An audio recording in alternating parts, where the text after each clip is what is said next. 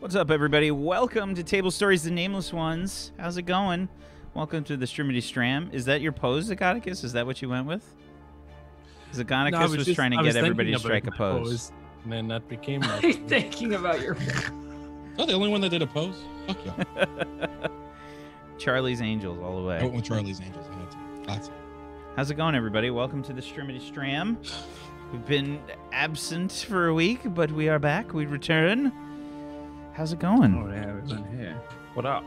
We've been it's pretty okay. We've been having some intense pre-show conversations. Yeah.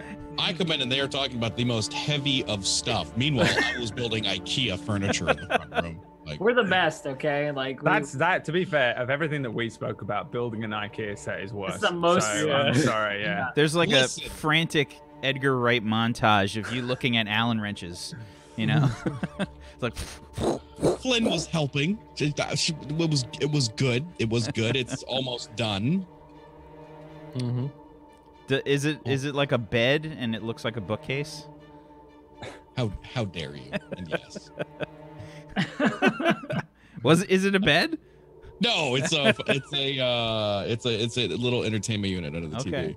All right, fair We enough. bought the house 3 years ago, and I'll post a picture of it later on the Twitter. But we bought the TV like 3 years ago. We moved in the house, bought the TV. TV came with a free sound bar, and the sound bar and the Roku and the Switch, like all of it has been on top of the sound bar box that it came in for 3 years.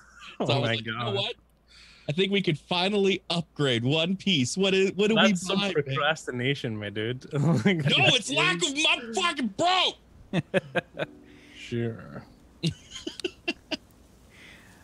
So, why don't we get started? Why don't we go around the room and introduce all of our players, and we'll talk a little bit about what's going on in the campaign, what's been going on. Let's hop into things. Brad, why don't you start us off there? Yo, what up, peeps? Emma's messaging me that the internet's going down, so that's terrifying. Perfect. If I vanish, then that's why. It's Optimum ISP. Remember, everybody, our Optimum ISP sponsor. It's like an anti-sponsor. It We is. openly hate them. They're gonna start really messing Yeah, with you. if you guys didn't see my tweet from last week, right before Darkfire, my internet just drops like out of the blue. I'm like, it's not. I guess I can hear. There was like some thunder out, but it's been like nonstop thunderstorms here for like the last, I don't know, month and a half. Yeah. So my internet randomly drops right before Darkfire, and I call up and they're like, oh, there's no outage in your area, and I'm like, well, okay. She tries to connect to my modem, doesn't work, and I'm like, all right, well, can you send a tech out or whatever? Turns out there is an outage. Weird. So it was a situation where I live in a house that's got apartments, and somebody else in the house disconnected their service with them, and they got them all confused and they didn't know which wire went to which, so they disconnected mine instead of theirs. And Excellent. and it was out for 2 days, and this happened right before Darkfire. So Jesus, I had 2 to, days? yeah, I had to play from my phone. Yeah. And it was the most horrific session ever. It was one of the worst sessions of D&D for a bunch of, in terms of like rolls Across and the board. damage and horror. It ever, was, you know. it was very much a battle that was dependent on the map, and you know, theater of the mind is great when everyone's in the theater of the mind. Yeah. But when it's just one I feel person, like there that's could have been a lot of I don't know. Who knows? Probably you would have done some more there. Too late now, Optimum ISP. Thanks very much. Anyway, Darkfire's tomorrow. You can watch that if you want at 10 p.m. UK time, whatever time it is for you now. 1 hour, unless you're watching the YouTube VOD, in which case you're gonna have to go and do some research. That is what, 5 EDT? That's what it is. Today though, I shall be playing Krakuel, the most powerful warrior of all time. Did you know that Krakuel took down a scorpion bear, snake bear? all by himself. I forget. I can't speak anymore. It's evolving every It's day. really. Sure, It's like sure, it was a tarantula snake bear. I genuinely was trying to say snake and the word scorpion came out. Okay, I don't know how to speak anymore. It's really It had weird. wings and everything. No, in my head, I know the word is snake. I can see a snake, but I say scorpion. It's fucking weird. I should probably be more concerned, but I'm not. So that's what I'm playing today. Honestly, I've forgotten where we were at. I can't remember the very last thing we did. I remember We just entered dinner out, didn't we? Oh yeah, we just got get into there. the town. We just Yes, we just got there. I remember now. Yeah, we were Trojan horsing our way in. Cool. As we were disguised, we just did our head slave markings. Yes. I did not care for it. Someone sucks, right? Whose was it? Tryst's. Yeah. What? I don't know. Could've been. Yeah, because So- somebody else painted it on for you or something. Yeah. Yeah. But Tryst I'll rescued it. She made it look don't like, worry. But then Tryst fixed it herself, right? Yeah. she made it look like an injury. So, yeah, there you go. That's me. What's up, peeps? Thanks for joining us on this Monday night, or whatever it is. Is it Monday night? Yeah. The streamer life. I legit. It's so weird, isn't it? You just don't know. Is the it days Monday? anymore. I don't know. Who needs Someone that? Who help needs to me. know? No one needs to know that anymore. I need an We're done. adult. Need a sundial or something. They have these things, Brad. They're called watches. You think I'm gonna wear a watch on these skinny wrists? Huh? What do you think I'm gonna do? It's gonna fall off the moment I step outside and I've lost a watch. What do you think children do, Brad? They still have watches. Okay? Yeah, we'll get you a little Dora the Explorer one. That would Alright, be the I'm gonna- best. I'm gonna hold you to that. I think we need a proper K-pop watch for Brad. Okay. Mm-hmm. Let's get Just a not twice. BTS. Let's get a twice watch. for Brad. Twice. Yes. Give me the twice one. Elf, can you go next, please, and save us from Brad? I'm playing Tryst. She's fucking crazy, and she has one arm. That's really all you need to know about her. She's a That's all grand you. elf. That's how you do it.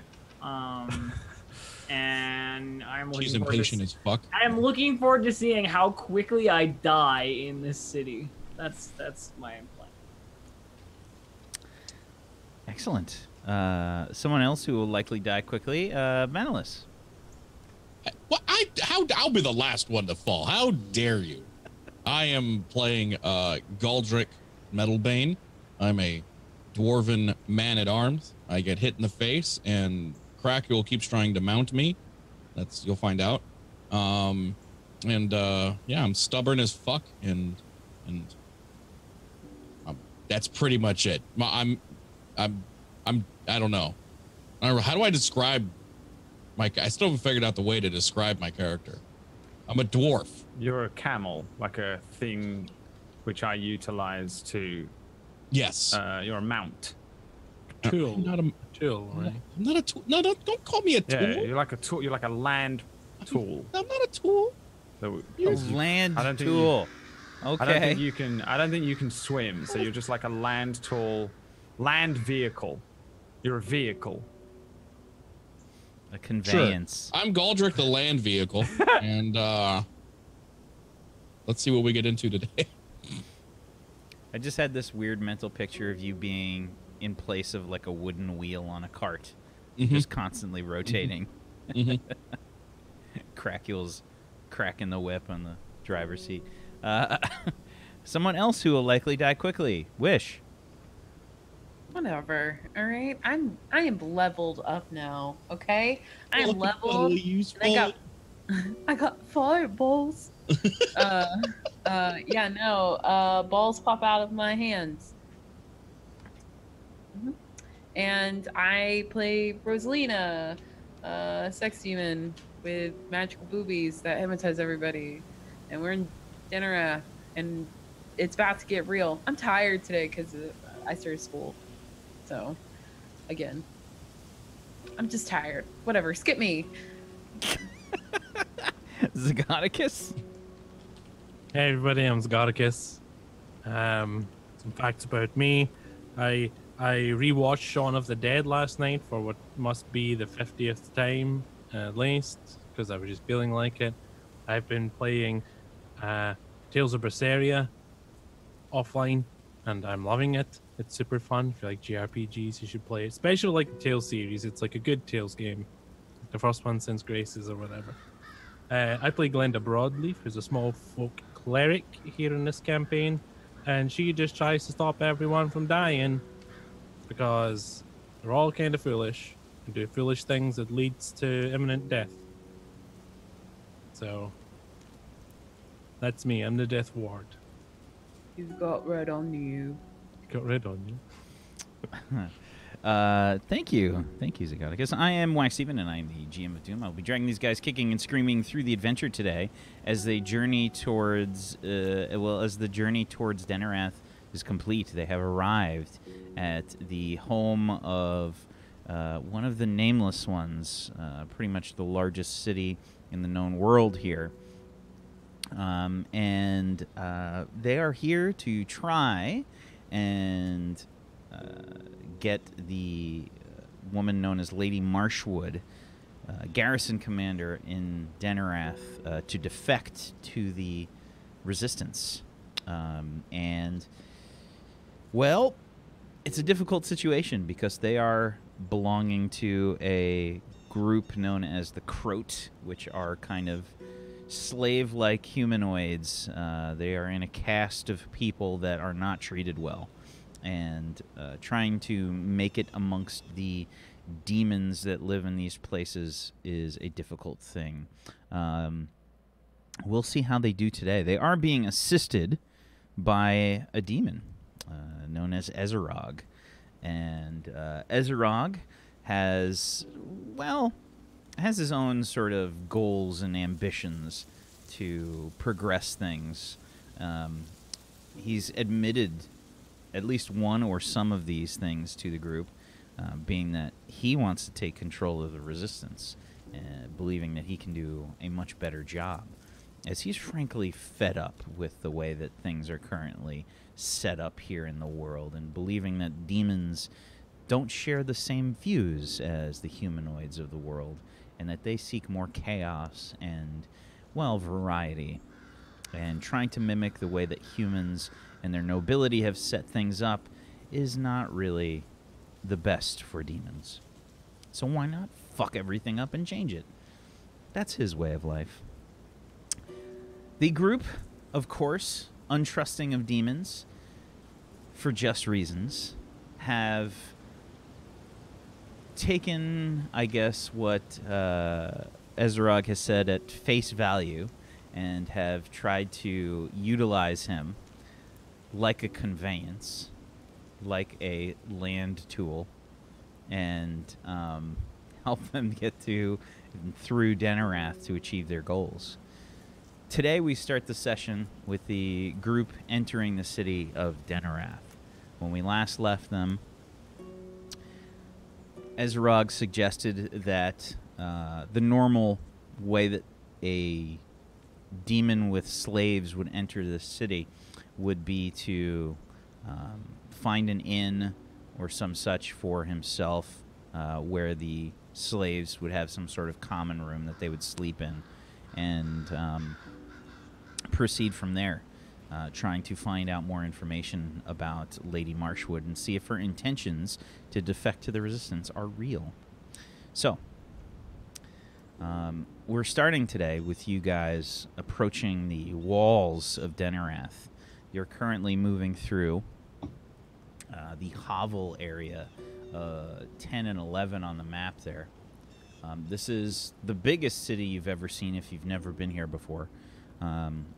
There are just this sort of shanty town kind of area outside the walls of the city that are quite massive. These walls rise up to maybe 25 feet to 35 feet, something along those lines. Quite large. And the walls themselves are a green, sort of gray color, very flat. If you got up really close on them, you might be able to just see the distinctions of grout in between bricks, but it's very minimal. It's meant to be sort of very flat kind of looking. The aesthetic here is one where there are sort of gargoyle-like faces built into a lot of the structure of the buildings and the architecture. You see lots of sort of twisted demonic visages as fountains and those kinds of things. Instead of, say, somewhere where you might see in Europe or some such, fountains with sort of cherubic-like stone and mason work, here it's resembling demons, and it's very apparent and large. They are sort of over the top here with their stylized demonic portraiture. The shanties are quite small outside the city. The people live in sort of squalor and disease outside the walls. These hovels have obviously, as you walk amongst them, set up their own sort of communities and such. You can see what you would expect. A lot of people kind of living outside in squalor and filth. A lot of disease sort of spread amongst them. And there are, I would say, like little communities. You can hear people laughing. You can hear people yelling. They are trying to live their best life that they can, even though it's not one that's very glamorous or, well, very good in any way. They're trying to find some kind of brightness in their day, and it's difficult for them, obviously. The hovels, each one that you see is pretty small. I mean, it might be something along the lines of like the smallest of a ramshackle kind of put together stove, or maybe like some kind of set up with a bucket of water or something, and you know, straw for a bed. This is where most of the slaves that do menial work or maybe work on the farms live.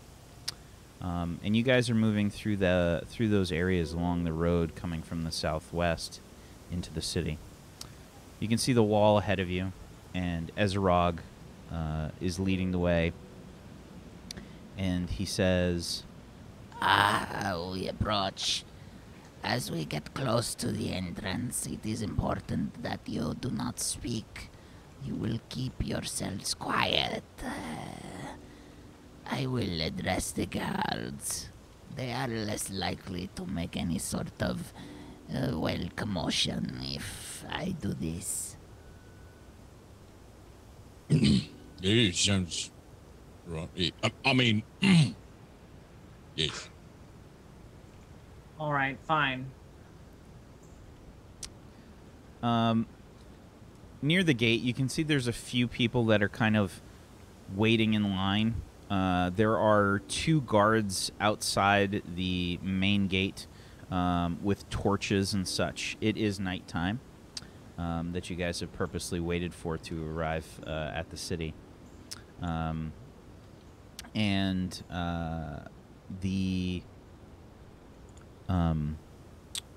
guards are quite clearly they're quite clearly humanoid. The people that are approaching the gate look like they are maybe some kind of laborers ahead of you. Ezerog just starts to walk in front of them and walks directly up to the guards and says, "Myself and some slaves entering. We seek to find an inn. I have work to do in the city." The guard looks up towards Ezerog. It's a human, and he's kind of a bit portly and a little bit covered in dirt. And you can see he's kind of holding a torch, just looking at Ezerog. And he says, "How many slaves?" And there are 5 slaves that I am bringing into the city. "What are your purposes here?" My purpose is my own. Why does this matter? Procedure. If you're gonna enter Denerath, it's important that when you enter, you give us the information on your slaves and your purpose for entering the city. I have never done such things before. Is this a new policy? I have been here but a few weeks ago. Why do you do this now? Under decree, sir, if you'll excuse my humble self. Decree? Very well. My 5 slaves are here with me. We are going to find an inn and rest for the evening. Our plans are to stay here for but a few days, if that. We are currently in business with a certain individual. And which individual might that be, sir? Does that matter? Yes, sir. Very well. We are being sent here to speak with a fellow demon by the name of Tegul. Tegul, sir? What is this business of Tegul? Tegul owns a very profitable shop, a tailor shop. Yes? You've heard of it? Of course I have. Yes, Tegul's, Tegul's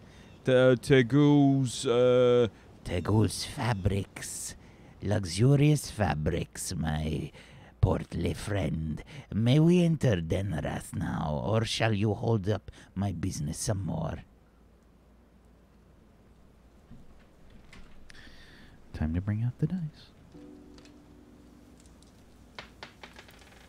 It's showtime. This will be fun. Turns out if we fail this roll, we're not allowed into the city, and the whole campaign is over. I am going to use the Texai Makazan Pukayaku should I need to. We will get inside. So the guard That's how we says, move in the game. I'm sorry, sir. Of course.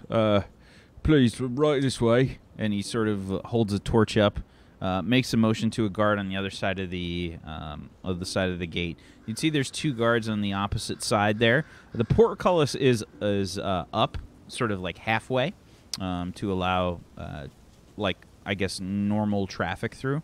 They'll bring it up like all the way if they have people making a lot of deliveries and things, probably most likely during the day. And yeah, so you guys get walked through the southwest gate into Denrath. It's a drastic change inside the walls, immediately going from sort of squalor to probably the nicest houses and buildings you've ever seen. When you talk about a poverty line, there is a literal poverty line here. The wall just delineates between a super underclass and a very wealthy set of individuals. Everything is clean and spotless. This is a whole new world for you guys if you've never seen anything like this before.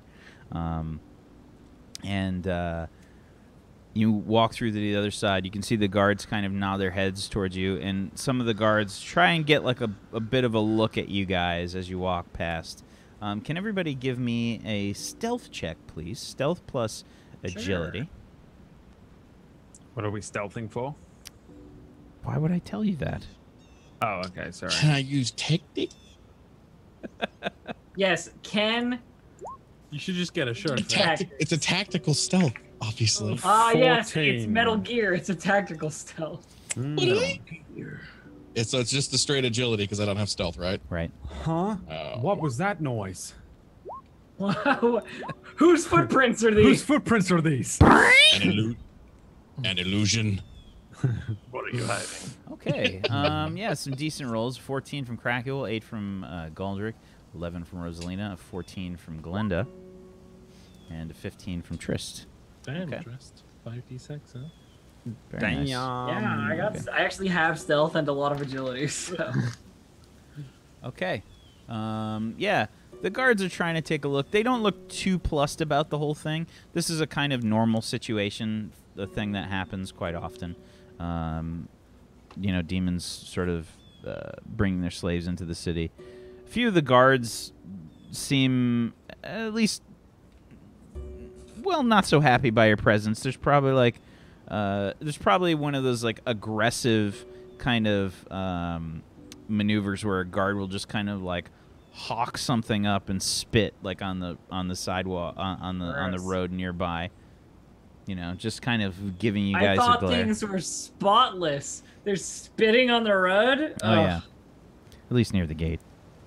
But the city in general is extremely impressive as you walk past. The buildings sort of maintain that kind of aesthetic that you see. A lot of sort of green-gray building materials. Very, very sort of Gothic-looking tower-like architecture inside the city. Lots of pointy roofs and such. When you enter, Ezerog keeps walking a bit into the city, and he sort of whispers back towards you as the lumbering shape of his demon cohort follows along. The guards almost ignored this large fellow. Ezerog kind of leans back towards you, and he says, "That was not normal, I think. There is something wrong." Are you expecting some kind of trouble now? I am unsure. It is very unlikely that my companion here was not stopped or checked. I do not like this. Do we have a plan B if everything goes wrong? Like we scatter and re-meet up later on, or hideout of sorts? It is, inside the city and outside of the city, there are two different, very different sort of communities and different ways that this can be done. I think maybe if you need to, it is important that we find a place to go if we are separated, perhaps. So we need somewhere we can meet then. Where would that be? I've never been here before. Right. Well, the safest place is definitely not where we are now. We must move forward. The northern side of the city, the northwest, there are no garrisons there, but near the river there is a possibility that you may hide. It is the poorer section of the city, I think. All right. So we'll head there, and then I hope you meet up with us if we get separated. Yes? Yes. Our goals align for right now. I will find you if we are separated. Very well, then. But for now, things are working. Yes. For now, we must find an inn, I think, regardless of what is troubling me. and he's been sort of vigilant, you know. This is probably the first time that you've seen him kind of a bit on edge. He was definitely not acting anywhere close to as worried as he was outside the city. This is a very big change from him. He was almost always calm, cool, and collected outside. But as you guys have entered the city, you could see that his head's been on a swivel, and he's been constantly looking around, just trying to maintain, you know, appearances, I guess, and trying to make sure that nothing's going to jump out and bite him. As you guys are walking northeast along the main road, Ezerog suggests, near the center of the city there is An inn, I think that will work for us near the, where they do the indoctrination in the trade district. Wherever you think is suitable. This is an information gathering more than anything. And what is the name of the inn? Yes. The inn is a simple place. It is known as, the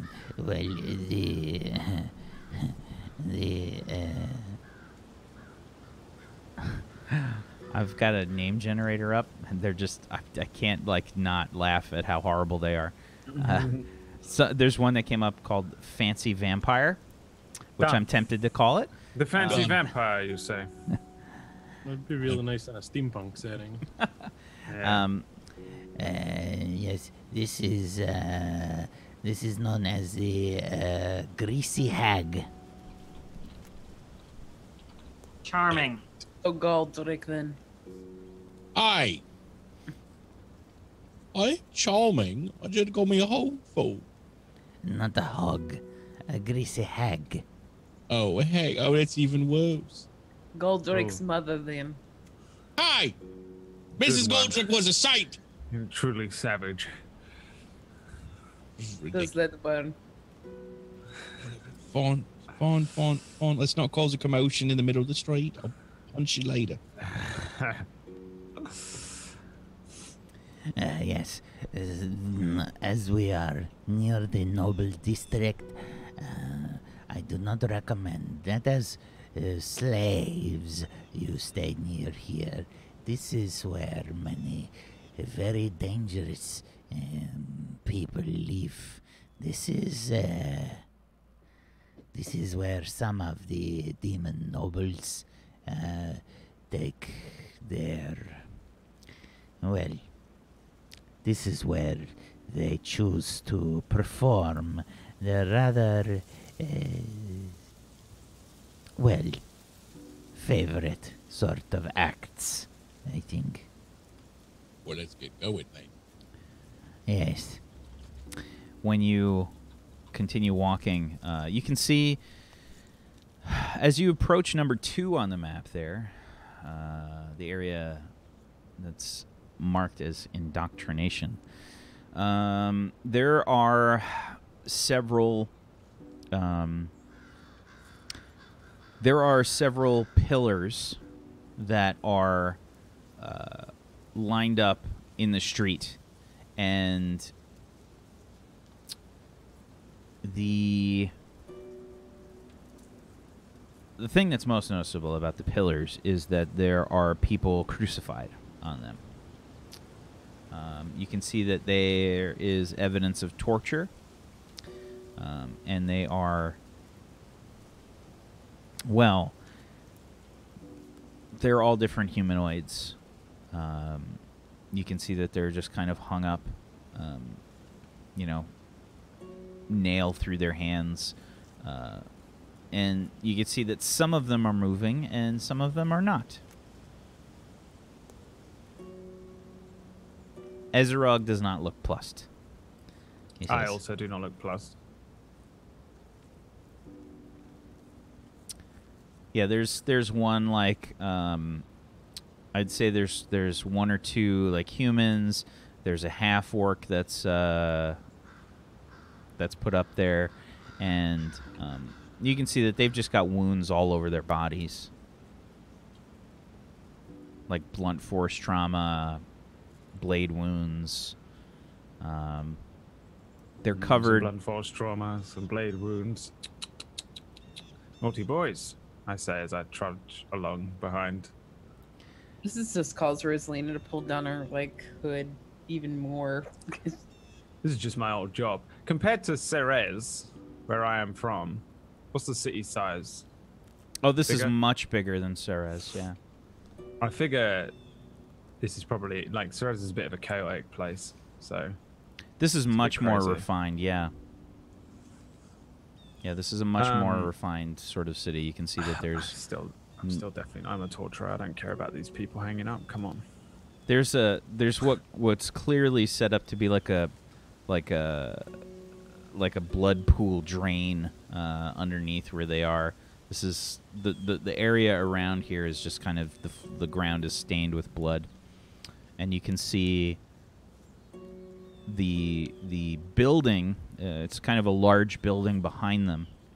You can see that there is very intricate architecture there around the doorway. These sort of large archways with these very massive doors, quite obviously made for sort of like larger people or just meant to be very opposing.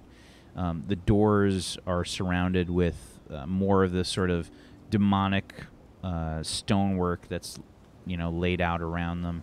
There's what looks to be like writing above the door that just says indoctrination above the door, and I guess everybody would know this. I don't think I'm going to really make you do a roll for this. Indoctrination is their sort of schooling system for the tolls and for the demons. Yeah. I just point it and look at Goldrick. Do you know what that says, Goldrick? Can you read? No. What? What's that mean?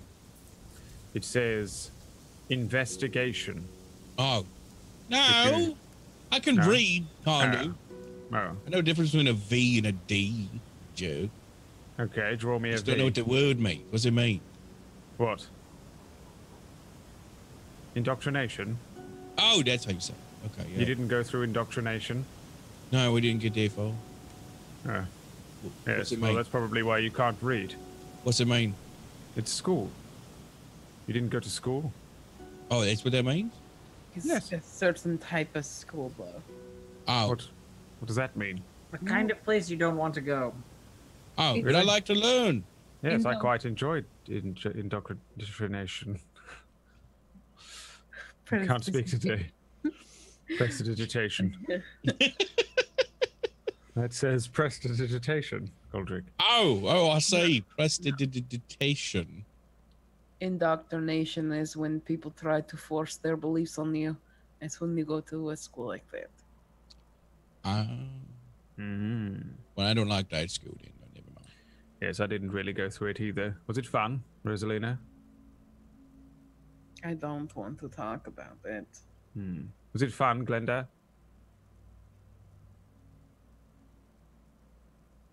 I think we should just keep quiet and keep moving, don't you? Oh, I want to know about indoctrination. I'm interested. I'm sure you'll find out soon enough if you keep talking. Oh, I'm far too old for school. Yeah, but you're never too old to learn. Well, I've learned Learn quite a their lot, way. and I want to learn what it was like in indoctrination. But I didn't do it. I learned a different way. Me too. I was a slave. I learned before I became a slave, but... Oh. Well then, Tryst, what's indoctrination like? I don't think we need to have this conversation, Crack. It's fine. No problems. Mostly fine. Right, see, that's sort of how it was fine. I mean, okay. Fine. Shall we go in there then? And have a No. look? No? No. Why not? No, In we're this not big going in city. there. Stop it. Go on then. No, I just want to see what it's like. I'm just going to grab him by the foot. No, wait, I can't. Damn it. I can't cause a scene. My curiosity is piqued, unfortunately. You'll probably die if you go in there. Ugh, I'm going to miss out on so many things in this city, aren't I? I just want to wander around and explore and talk to people and No, you can't read things. These are all things you should not do here. Oh. We're not this is supposed to be here. Shut up, Crackle. Come on. Stop Well. being a sheet. Right, I'm sorry. Let's go find this fucking book or whatever. So, the lumbering hulk of a meat sack demon that is kind of with you guys, the sort of napalm face demon, whatever you want to call it. is probably, I'd say, at the back of the group, and he actually kicks you, Cracule. What, the big fucking thing? Yep. They brought that with us? I thought we just let that thing free. No.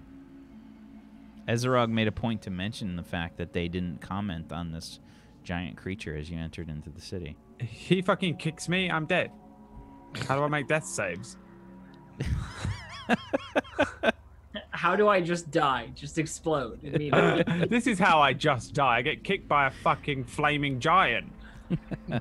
But yeah, you're kind of shoved along with this thing's foot. Yeah, I mean, it's completely the same as being with my friends here. Ezerog like turns its head towards you, and you notice the eyes are a bit wide on Ezerog's kind of flat-looking face. That sort of the front portion of Ezerog's skull is kind of flat and elongated, almost like a hammerhead shark, but kind of a lot more flat, with lips peeled back and six eyes above the brow ridge. Is there a bunch of people around us? No, it's nighttime. I'd say there might be a few guards walking around, but otherwise it's pretty quiet. Fuck him then. What? I'm sorry. I get distracted very easily. It's in my nature. You like chaos. I like learning things in impish ways. Nervously wringing my hands. Get you killed here in the night. Yeah, right. Yes. Well, it really isn't that different to where I'm from, truly. It has a very different appearance. I think the one that you take at face value is not the way that this city operates. Everything is quite easily hidden. Oh, yes. Well, I expect that as well. I'm from Ceres. There was once a time that a man jumped out from an alleyway and grabbed me, and then he threw me into a nearby barrel. I push his head towards the ground and I'm keep sorry. your head down. Yes, well, I'm expecting people to jump from the alleyways. That's just what city life's about, isn't it? Right, let's go. I keep a hand on his head and I keep my head down and I start walking after Ezerog. Okay. Near number 5 on the map there, you see that there's a stone building that has very little sort of like ornamentation. It just says there's a sign over the doorway, again sort of like a pointed arch.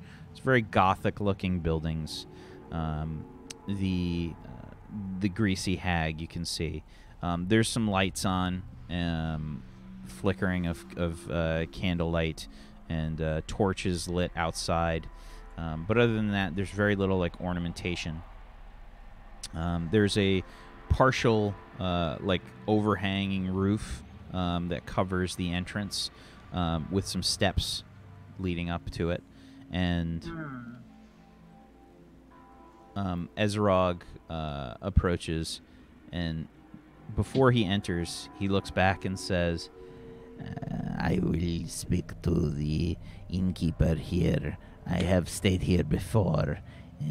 You will be required to stay in the common room. You must not speak to any demons while we are inside. Should we wait here while you speak to them? No. If you are left alone, it is possible that, that bad things may happen. Well, all right then.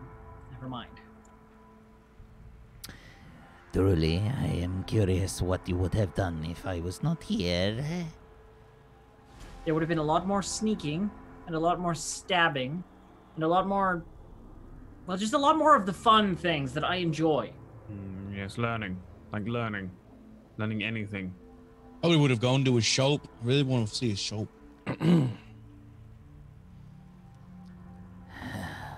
I'm just here because everyone made me come. Ezerog looks at you all like individually for like a second. sighs and turns around and walks through the door. Meet the resistance. Truth be told, I don't even remember what our mission is here. I'm not even We have to go sure. and find trying to Lady find the guard. Marshwood. I also have a secret mission to go to fucking do something else. I don't know how the fuck I'm gonna do it. All right. So Ezrog opens up the door.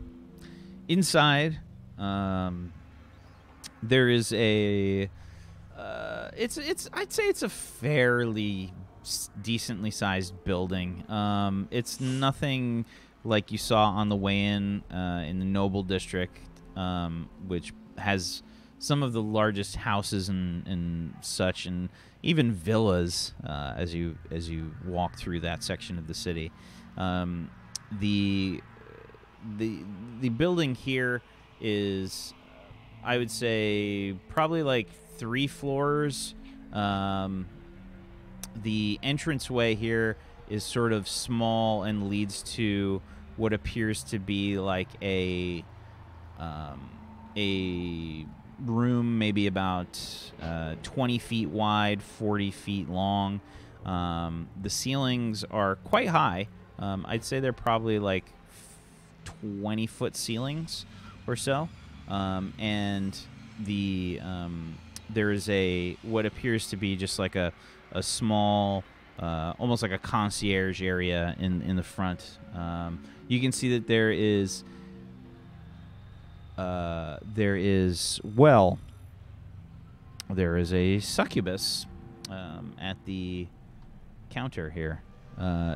She is, I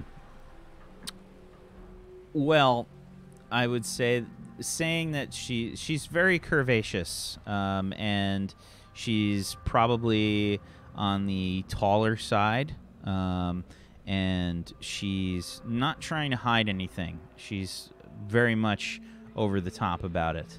Her wings are kind of splayed out, and you can see that she's very, very ostentatious with jewelry and such. She's got all these kinds of piercings and things in her wings, which she has sort of spread out behind her back. Immediately upon entering, she says, "Ah, welcome, welcome. It is so good to see you. Is that you? Ezrog, it has been a long time." Ah, hello. It is good to see you again. Yes, you must remind me your name. Ezrog, you do not remember me. Get wrecked, How? succubus. How can you not remember me, Ezrog? I thought the last time that you were here, you had a wonderful time. We had a wonderful time. You must excuse me. I have been traveling quite a while. It has been some time. She is visibly pouting. Visibly pouting. It's a display for sure, and she sort of laughs for a second as she says, Ezrog, that is so mean and horrible. I expected so much more. Very well. What can I do for you? You still have not told me your name. I am forgetting. she gives this very stern look, puts her hands on her hips, and she says, I am Zararel. Ah, Zararel. How could I forget you? Your name is like music. Wow, trying real hard.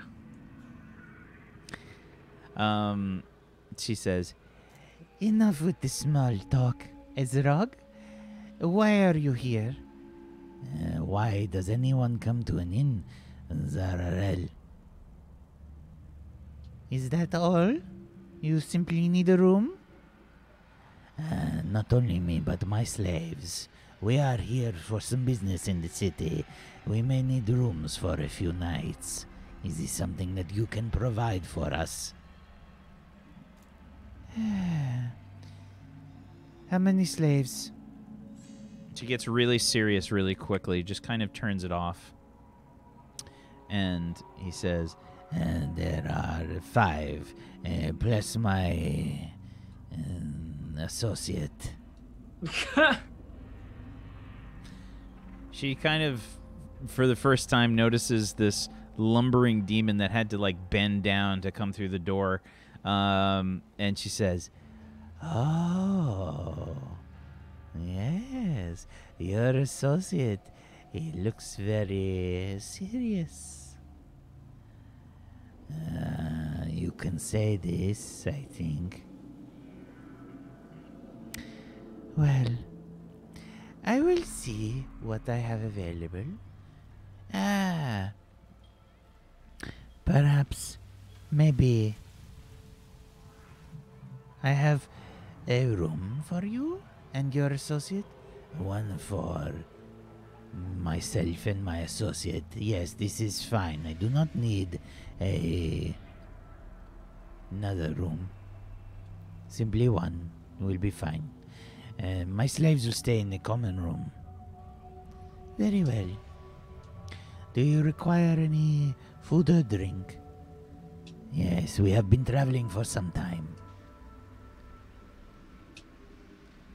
I will bring something out. Very well, that will be 10 golden crescents. 10 golden crescents. Are you sure that you remember the last time that I was here? Of course I do. Should I make it 15?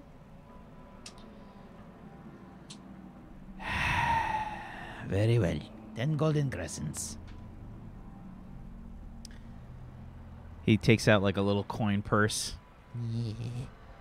hands it over, and Ezrog says, Yes, I will speak with my slaves and we will like the room shortly. Yes, I will make it up. Very well. she sort of walks off. You can hear her start to converse, maybe with her own sort of human croat. Ezrog kind of leans into you guys and says, We will not have much time to speak here. Perhaps, and are there any among you that are, able to move about the city quietly? Of course. He said quietly, probably not. I can be quiet. I am a master of stealth. Wait, the very last time we were in a city, didn't you get caught walking around by yourself, Rosalina? What? No. Yes. Tryst think- sometimes shoots her gun while she's being stealthy. It's and true. You and Goldrick always get yourselves into trouble. Good point. Well, that's Almost. good. Goldrick gets me into trouble, I'll have you know. No, we work great as a team. Together, we are unstoppable with beats. no. It's Should not we even be true. talking about this? either? Never got caught.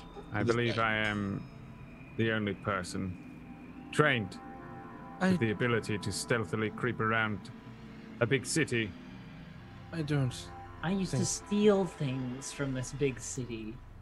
Yes, well, perhaps you should have stolen yourself a new arm. Where do you think I lost the arm, idiot?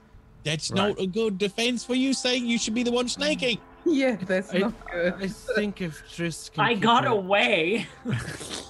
Dead now. They're If very, Tryst- very dead.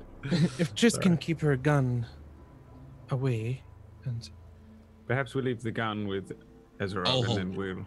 Yeah, Tryst I'll- might be best. You will suited take to my it. gun over my cold, dead No, you leave it. Calm down. No, we were saying we'll don't polish it for you so it's nice and shiny for you. We told it's all. Yes. Does anyone think that the lady thing, she looked like me? She act She like did. me? She looked exactly like you. It was Weird. freakish.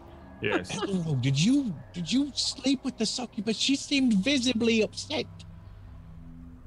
I don't think that's an appropriate Have you ever question. noticed how Fine, another time. flat Rosalina's face is? What the hell is? The front of your don't know. face is Who's quite... gonna snake? We don't have time. Who's gonna snake? Well, listen. My job for many years was to sneak around a big city, gathering information and kidnapping people. You said your job usually was to interrogate them. Yes, well, how do you interrogate someone without kidnapping them? If your job was to find out information about Lady Marshwood, there are, well, 2 starting points for you.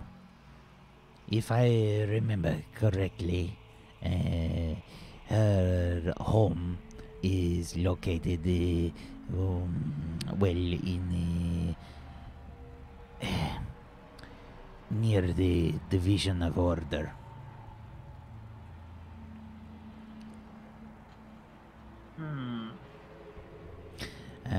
The other place you should check. She is a garrison commander. There are 4 garrisons in the city. Do you know which one where she is the commander? I do not have such information. Do any of you? I don't. I'm most certainly don't. Then perhaps you should check the closest ones first. Why don't we just ask somebody?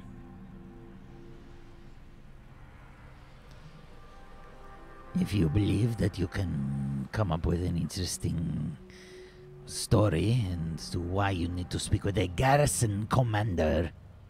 I'm going to slowly turn around and look up at the big entranced demon. You realize that you have that completely under control, right? There are magics which will allow us to draw and extract information from people. I wouldn't even need to lift a finger, cut out an eyeball, or pull a tooth. Just extract the information from any watchman? No? Or... And how would you leave this watchman after you are done? Oh, we could do whatever we want with him. We could give him to Tryst. We could tie him up. Do you not think that it will be discovered quickly? They are watchmen. They have schedules and things, patrols along the city. They answer to people such as garrison commanders. Yes. Are you starting to understand the problem? How long do we plan on being in the city? The shorter time, the better. I was going to say as short as possible, I think.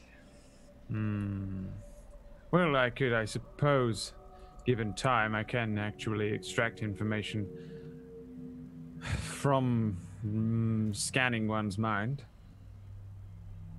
Clearly, Ezerog has not quite mastered his skills, but... Yes, well, maybe you should be the one going and looking then. Well, I did offer the services. I can extract the information to the best of my ability. Should it fail, we can do it the old manual way, but I believe wandering around town from one garrison to the next will draw more attention than interrogating one watchman or even attempting to cast a spell on him in some way. Very well. I am not one who will limit you. If you think that you can do this, then I suggest you go about it and you do not fail. I have never failed anything in my life. I once took on a bear filled with snakes with little more than a butter knife. Oh, Jesus Christ. And won. You fell asleep. Sir, never underestimate me, Ezerog. I am more powerful than you could ever imagine. Oh my God. Yes. The eyes. I'm actually saying this out loud. I'm just like... Filled to the absolute with power. Then this one points towards Krakuel will be searching for the garrison commander, yes? I suppose so. What Fine, about Krakuel, your do you have any information? value on you? I don't feel like having to find your body. Well, yes, I have many things of value on me. my brain, my beautiful face. Oh, sorry, Ezra, I cut you off. I feel like I would open my bag and show you that even in the bag full of my valuables, they're really There's not. a face. It's just a face looking around. It's just like paper and fucking ink and shit. Like, I think that's about it. And I know I have the magical brooch, but I think that's in my boot at the moment because I hid it to come into the town. And then I have like fuck all, basically. I have some manacles in the bottom, which I've been waiting to use my entire playthrough of this game. But yeah, I don't really have anything. Oh, I pull out the spyglass though, and I give that to him. When the fuck did you get these? They gave it to me at the place as one of our things. It was part of our fucking bunch of shit that we were given to infiltrate this bullshit, but I put it in my bag. I don't want it on me. So, yeah. Okay, I'm gonna crawl out of the nearest window. Just. I got my mission. It's easy. I'm climbing out. Okay. This is a sneaking mission, Goldrick. I can't be seen walking out. They have to know that I'm in here. If somebody downstairs sees me sneak out, or wherever we are, over there, one of them lots sees me sneak out of the door. So as you put your, as you start to like push open the window, start to climb out. This is the time where Zararel returns. Because I rolled. I immediately just fucking like, yes, very clean, master. And then I close it again. Master Ezerog, very clean it is in here. It appears that your room will be done shortly, Ezerog. And now, should I show your slaves to the common room? Yes, that will be fine. Zararel, if I may have just a few moments, I am making sure that the slaves are aware of their duties for the evening and for the morning. Perhaps we will have just a few more minutes so that we may speak, and then we will be ready to turn in for the night. Very well. And she sort of takes up her position behind the counter. Ezerog says, may we have the room for just a small time? She looks towards Ezerog, looks at you guys, looks at Crackuel, whose knee is up on the windowsill as I'm he's climbing back down, investigating the window. Yeah, I've closed the window and I'm climbing back down. I'm all like head down and, submissive. Yeah, it's a she's definitely like looking you guys over. She says, "This is my place of business, Ezerog. Why would I leave my counter? This is what I do. You are a guest here. I have things to do, surely. I will give you some time, but please do not occupy my lobby for long."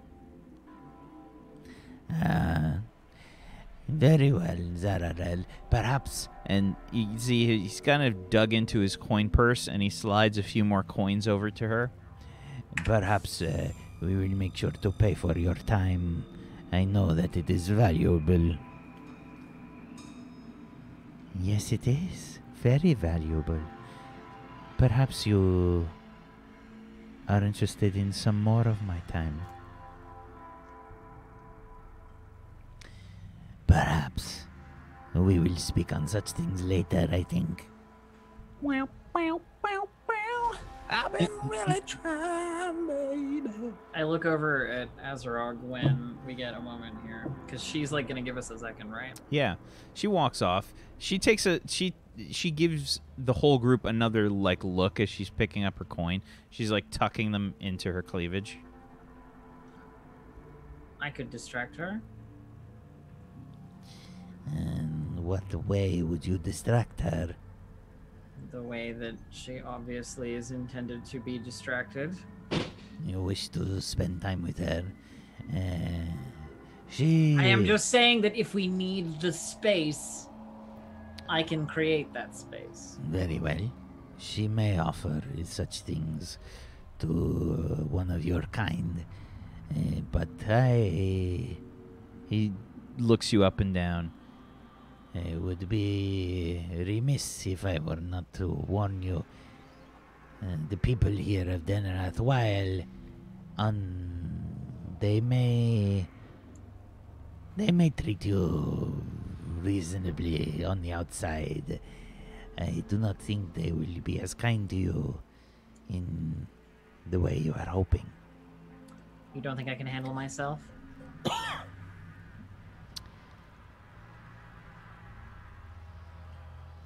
If this is how you wish to spend your time, then this is how you spend your time. I am not one to order you around. Yes, you're also being incredibly unhelpful. Do we need the space or not? It would not hurt. Fair enough. Give Cracule time to do whatever Cracule's doing. So she fucked off, right? Like she went away to maybe go do some business for a little bit, and give you guys another minute or two to kind of talk. Ezerog says, returning, I guess, to the conversation. And if you are looking for Lady Marshwood, Cracule, there is the possibility where you may want to find out if her intentions are real by perhaps investigating further than simply interrogation. Yes? Well, I really don't have a way with words with people. They generally don't like to give me information, even if it's a simple hello. They generally don't like to speak back to me. I tend to find that investigation leads to interrogation, which leads to the answers I seek. However, if I at least find out where she is, then I suppose I could leave the rest to these fine resistance members. Mm-hmm. Well, perhaps her documents, etc., might be another thing to investigate. Is it only going to be Cracule that goes out and searches? I can go, I'm just not very sneaky. It would probably be beneficial if it were just me. Otherwise, tomorrow we will see if we can speak to her in a... Well, we can see if we can speak to her all together in a different atmosphere. Perhaps we can find a way to lure her away from the garrison. Yes. Unless you have any other ideas. Well, if you know where she lives, I expect causing trouble at her home would get her attention, but it might get more attention than we want. I think the fewer of us out wandering the streets, the better. Mm-hmm. Yes, this is a very good point, of course. More people wandering separately means more chances of being caught. Yes. Very well.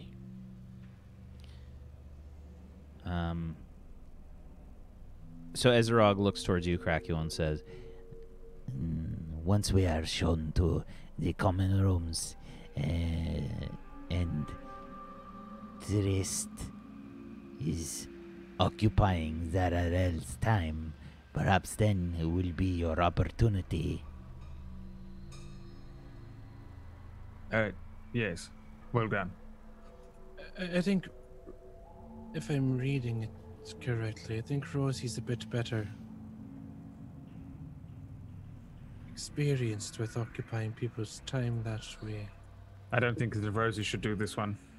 No, because I am also like her, and she will not like me like she will someone else. Yes, that's the reason. demons do not like other demonoids. We should let Tryst do it. I have a bad feeling about Rosie doing it. I don't like it. Oh, it would be amazing, but it... Yes, well. No, you're right. Demons don't like demons.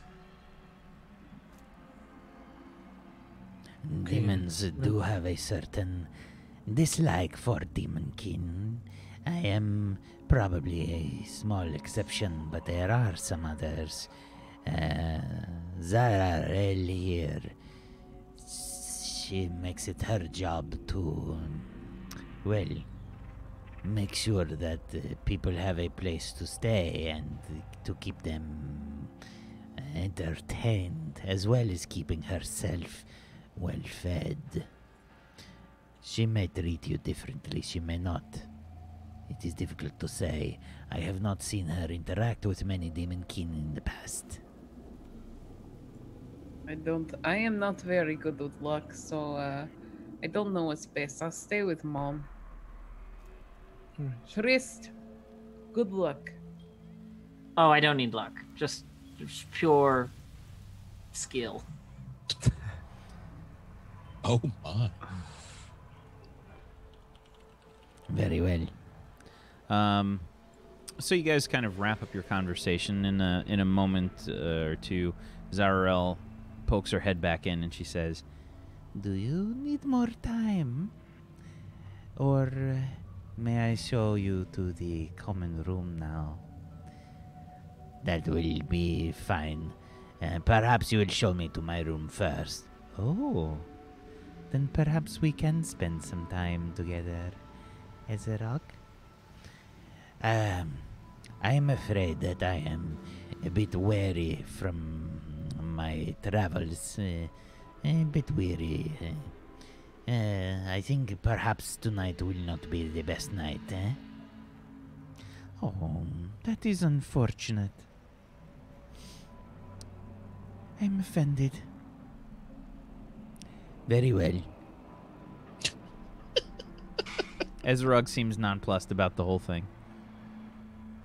And he says, If you may show me to my room. she looks at him kind of bewildered for a second. Almost, and she like looks down at her cleavage like, is this not working? I don't and she says, fine. She turns around, walks like up some stairs that are around the side of the counter. And she says, this way. Ezrog turns to you guys for one last thing, and he says, Good luck. I think you will need it.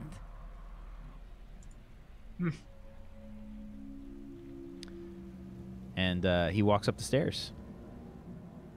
Maybe like I think a few seconds after he walks up, the big lumbering napalm demon starts to follow, sort of has to squish himself down a little bit to fit up the stairs. You hear him walking up. Maybe a minute or two later, Zararel walks back down, and she walks past you guys and says, come this way. Follow along. Yep, follow quietly. Okay. So there's a common room where there's kind of like some hay that's put down, similar to what you guys ran into in oh god, I'm blanking on the name. Similar to what you guys ran into in Thurgan, yeah, there's a few people that are kind of sleeping there. They look like they're slaves too, covered in sort of like very basic rags and such.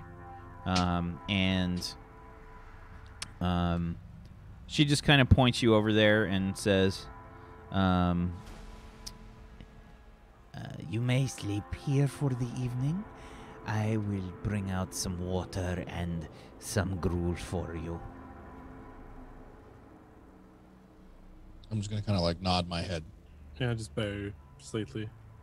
I wait a little, and then once she's like looking to maybe leave Mhm. the room, I sort of approach her on my own like away from the group a little bit while they're getting settled or whatever. Mm-hmm. So, you know, he wasn't very polite about his refusal. She almost like she misheard you for a second. She just now kind of notices your presence there. She looks towards you, and she's fairly tall. I'd say she's at least your height. And because you're tall. I'm like 6'2" or some shit. Yeah. She's fairly tall as well. She almost like she just now realizes you have a presence. Has turned towards you. She raises an eyebrow and she says, "What did you say?" I just mean, if you're interested in getting up to something tonight, I've been known to perform such things. She looks very confused as she's looking at you. You.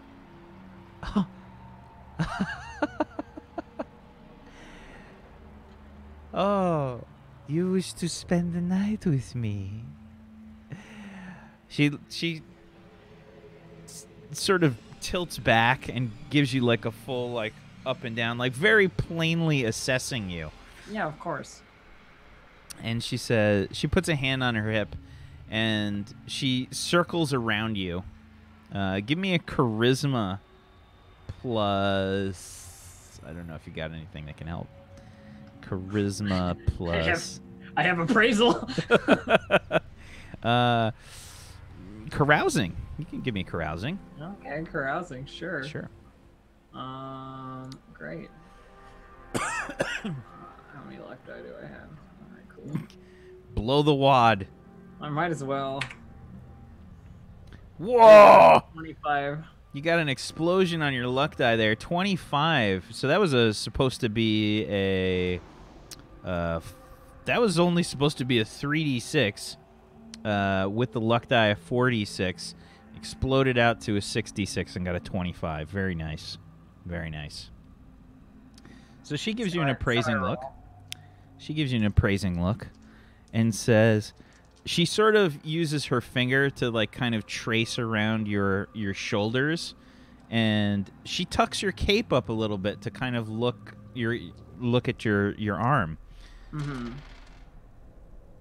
And she says, "Well, are you sure you're up for it? I can be very..." She leans in towards your ear. "Draining." Like there's a little shrug. Like, of course. I wouldn't offer if I didn't think I was up for it. She says, "Can you pay?" I'm a slave. Croat. I can't pay. But look at me. It'll be very, very fun. She leans in, and she just plainly like smells your skin. Mm.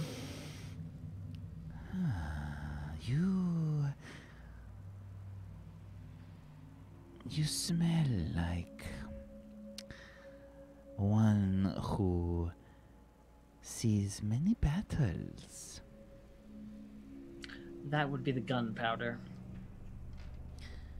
You are a guard for Ezrog?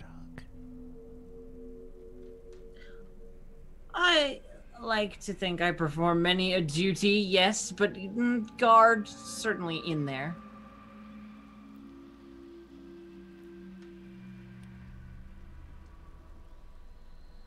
She says, "I will consider it.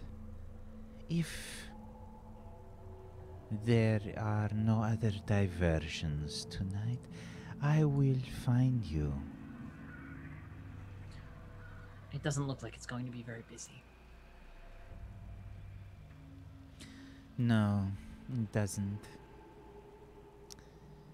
We will see. She smiles, and she does the thing where she kind of uses her finger and kind of like flicks it off of your chin as she walks past. Tryst is like very still during all of this. And then, you know, we'll see. Seems like a dismissal to me. She is a succubus, and I think just being in her presence, it's almost like pheromones times a million. I mean, Rosalina's got that effect on people for sure, and this is even more so on a full-blooded succubus. It's a, yeah. I mean, give me a. What's your mental defense? Let me see. 11. Okay. Oh yeah. So you probably went into this with the intention of, okay, I'm going to occupy her time for the group. This is her specialty. It's you're unintentionally, I think, actually very interested in this point. Yeah, she's laying on the pheromones and the charm. You definitely stare after as she walks off, and she does this sexy walk off, where she kind of wiggles her hips as she walks off. Yeah, she's. I don't know if you get the whole thing where she's just kind of blowing you off. It's a thing where maybe she's just kind of being teasing as she's walking away. I think that's the kind of look that you get from what's happening here. Oh, definitely. Yeah. I think it's also one of those things where it's like, it's not, my current position doesn't allow me to pursue it any further than this, basically. Yeah. So she walks off. She returns behind the counter to maybe check her ledger and make some entries and things. But yeah. Cool. Okay.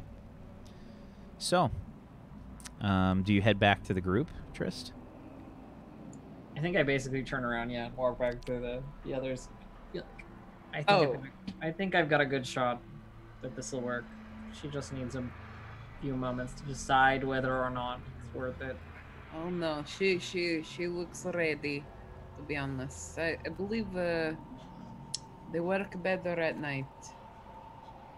I was trying to take tips, you know. I understand. Well, then we wait until she's done with whatever she's working on now, comes to fetch me, and then go about your spying business. Right, let's just keep to ourselves and keep quiet until then. What's this look on your face, Tryst? You look a little smitten.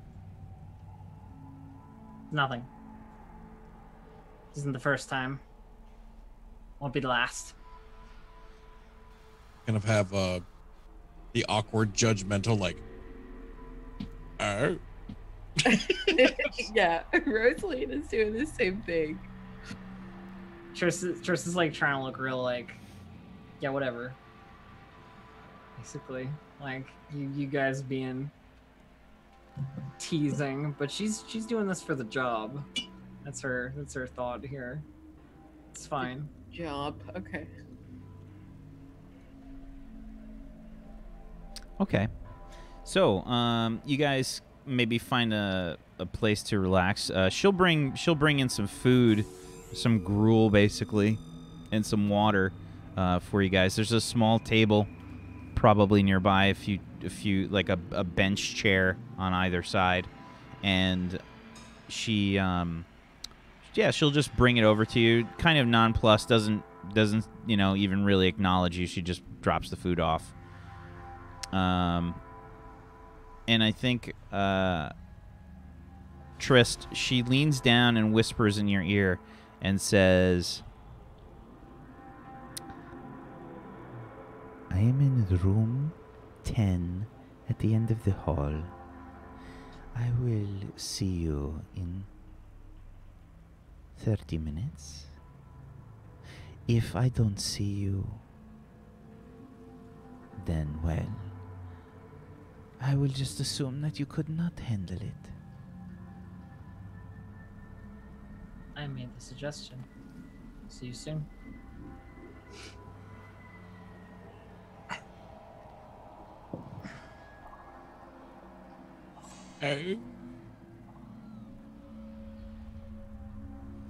Okay, so I assume you guys eat up. I Yeah. mean, like, this is not the best meal you had, but it's not. I mean, it's food. It's gruel. It's like really mushy. Again, really gross. Great. But more, it's food. More girl. But it's food.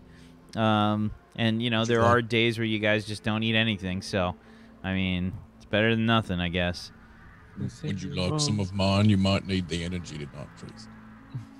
I'll be fine. Focus on what you're going to do with your evening. I'm gonna go to sleep. I'm gonna get a good night's rest. Been on my feet all day. Waste of my good effort. Really tired. You have to tell us all about it. And I mean, don't you want to freshen up or anything? I don't really think I need to. Oh my. It's not really much I can do. We're stuck here. I creep out of a window. Yeah, I'm waiting for this idiot to leave. I've like 100% just been watching Dracula. Cracule refuses to use a door. He finds the closest window. Dracula. I'll What? laugh my What? ass off. You get spotted by a guard on the outside of this building, climbing out the window. You get caught like immediately, like within the first 2 seconds. Don't say that. He immediately reaches for the dice. Jesus fucking Christ. Yeah, just wait a moment. What? I'm gonna start mumbling quick prayer and stuff. Takes a minute, but then when I'm done, I give you a blessing. Yay! I don't know what this does. You get bonus TD6 to your luck pool for the next hour. To every 3d6? Oh, I get a bonus luck die. Yeah, you get 2 bonus luck die for the next hour. 2 for an hour. Yeah. Oh, 2d6. Sorry, I'm dumb. Okay. I had 0, so that just replenishes my luck die basically for an hour. You need to be careful, Dracula. You're the yes. Well, we do need you to read the book. Right. Yes, I will read the book. I'm not going to get caught. I'm very small and sneaky. No one has ever caught me before. I lie. Yeah, I just look at your forehead. Should I go with him? No. Absolutely. I wasn't caught and sold into slavery. I was born and sold into slavery before I was large enough to escape. That's different. Okay? I've never been caught whilst on a little stealthy reconnaissance mission. Right, well, my blessing doesn't last for long, so... I mean, the last time I did this, there were many other Yules with me, but... If you're going to leave now, suppose. then leave now. Is this I've really window kind of like ever a done like it by open? myself, but Yeah, It's vertical. like- escaped Ceres by myself. It's basically the same thing. While It was he's a talking, I'm just gonna go terrifying night. open the window, just kind of grab him, and whilst he's Mhm. still talking, Right, but okay, yes. Okay, right, Just- yes. pick him up, look out the window, fly, you fool, and just chuck him out the window. Bat Yeah, flying. I mean, it's the first floor, so it's not really like... I'll bat fly so that I don't take damage at least. And I'll find an alleyway. Okay. Nearest alleyway, please. Nearest dark, super dark area to just jump under into. Sure, Prepare sure. myself. Sure. Okay. Yeah, why don't you give me a perception check there, Cracule? And also give me a stealth check plus your agility, please. Here is your perception. 8. Yay! And then a stealth. 12. Yay. Okay. All right. So, upon exiting the inn unceremoniously, you look for the nearest alley, which is not very hard to find. I'd say even with an 8, you can kind of find it reasonably easily. There's a few buildings where there's enough of a space in between them that there's an alleyway that's kind of created. Yeah, there's a rudimentary kind of sewer system that's implemented here as well. There's probably various drains and things that you guys have passed as you've gone through the city. You kind of flutter your wings a bit and land. And yeah, as you do, maybe 10 seconds later, a guard patrol walks past the alley. They don't seem to notice you from what you can tell.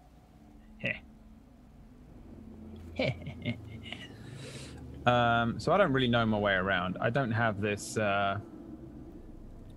map in my head, right? Nope. And we know where she lives.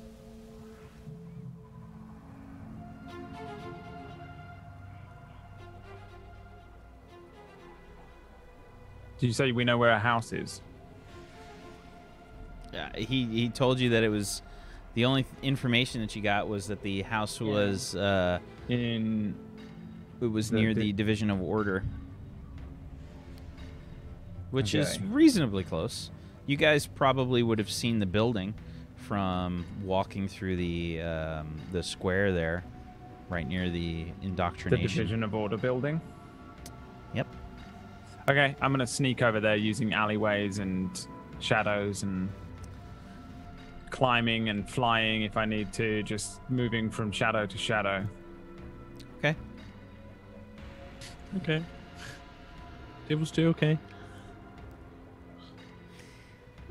If I see any guards or whatever, I just stop. Okay. You know, just completely as concealed as I can be in an alleyway or behind a fucking barrel or in a fucking gutter, down a drain. So, you move along the alleys and such, over to the Division of Order. Now,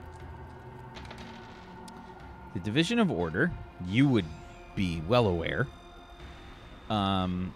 is, well, the sort of one of the it's a headquarters for the proctors. They are sort of like the secret police kind of thing that goes on. I growl like a dog at it. I'm kidding, I don't. I want to though. Yeah, it's bringing back some unpleasant memories for you for sure. Yeah, but it's also getting me in the mood. You know, I'm used to doing this. I'm like, oh, I remember how to sneak in the darkness by night, gather information. Legitimately, this is pretty much what I used to do for years. Creep around a city in darkness, try not to get caught by guards, and try also not to get caught by just people who are murdering everyone, because that's how crazy that city probably was. Just random people grabbing you and eating you and stuff. So me and many of my other fellow slaves would do this a lot. Oh, my bad. I got the buildings confused. So the Division of Vigilance, I'm sorry, is the one where the proctors are. The Division of Order is responsible for indoctrination. My bad. I got them mixed up. Okay. So the Division of Order is responsible for indoctrination. They oversee a lot of the education for the peoples of Denarath and such. When you get nearby the building, it's a large building, the Division of Order. Very sort of imposing looking. It has many towers that sort of almost look like they're built off of one another. They have like the flying buttress kind of look to them. And it's a very gothic looking city. It looks like some shit right out of Dark Souls.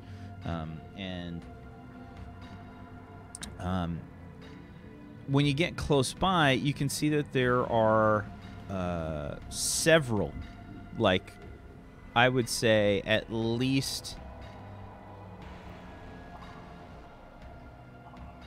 Give me a perception check. Let me see if you can figure out how many. Okay. 15. Yeah, there's at least, like, from what you can see, 20 or so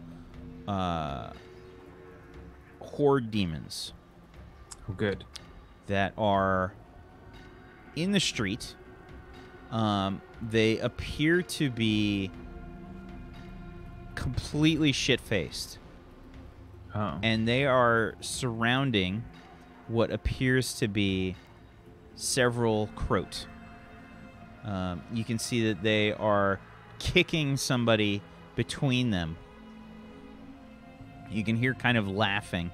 One of them is poking the Croat with the tip of a spear every now and again. Just enough to kind of draw blood periodically. Human Croat? Yeah. Well, better him than me, I think.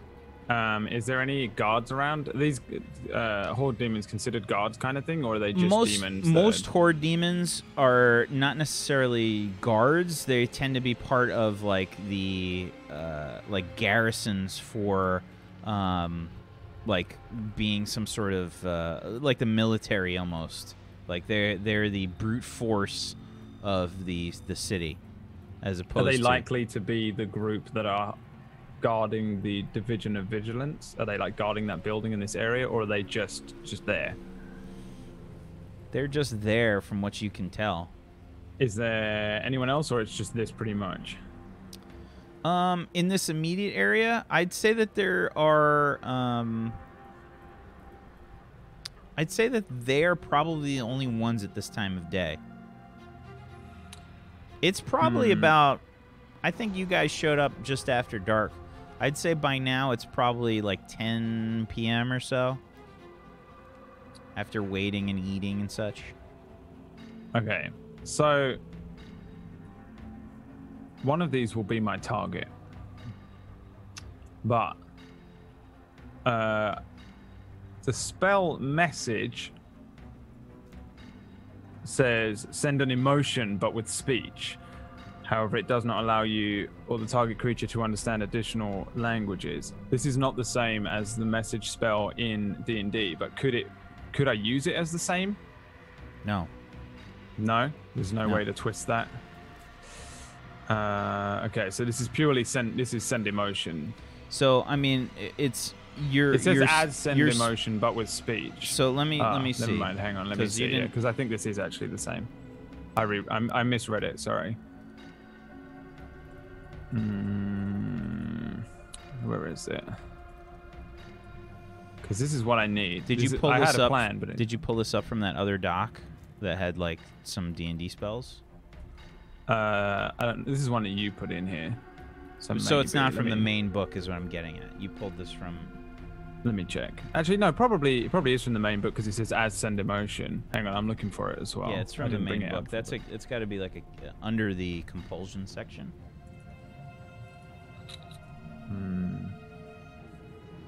Yeah, compel. Send emotion message. So send emotion. You communicate simple concepts to creatures in the area of effect, like friendship or emotion, but you cannot communicate actual language. So basically, this costs you 1 MP more, and you can send a message. Yes, it is similar to that spell. Okay. Do they look like they're going to be kicking this dude around for a little while? They look like they're having fun. I think if you have just any kind of demonic knowledge or general understanding of horde demons, this is just fun night for them. This is what they do. Yeah, I probably do have a decent understanding of these guys because I've probably been avoiding them forever.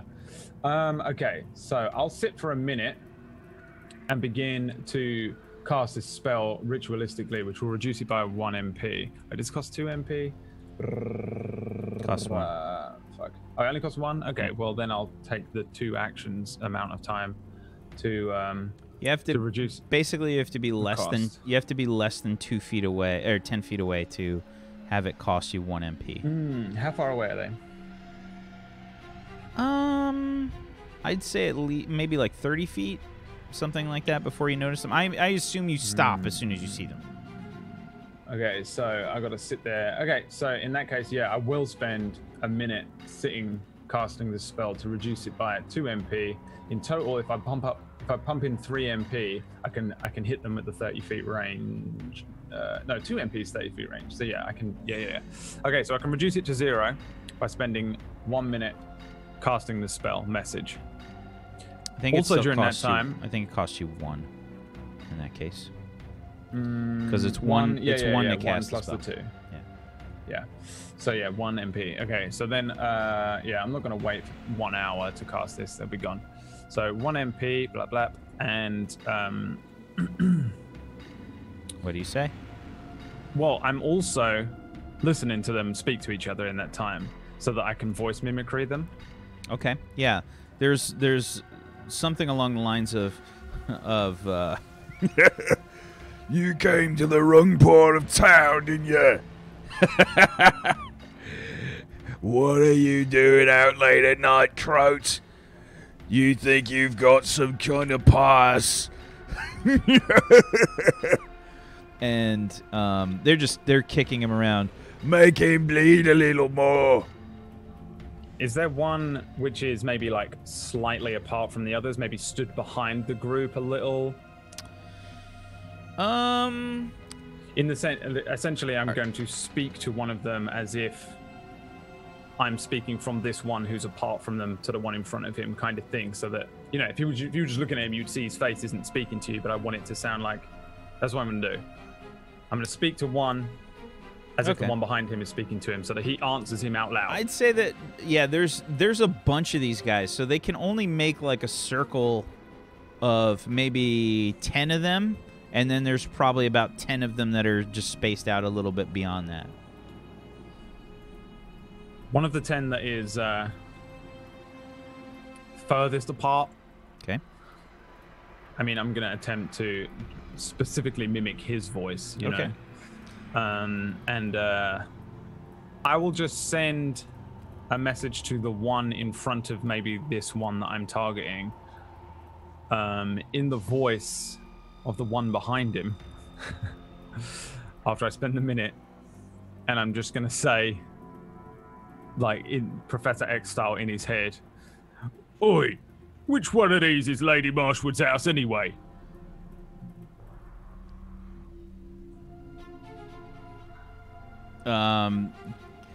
Give me the geezer in front of the one. Yeah. I'm speaking about, not the one behind. So he will he needs to. I'm gonna create it in such a way that it sounds like it's coming from behind him or whatever. I don't know. Let me just. I'm gonna add an echo. Yeah, give me a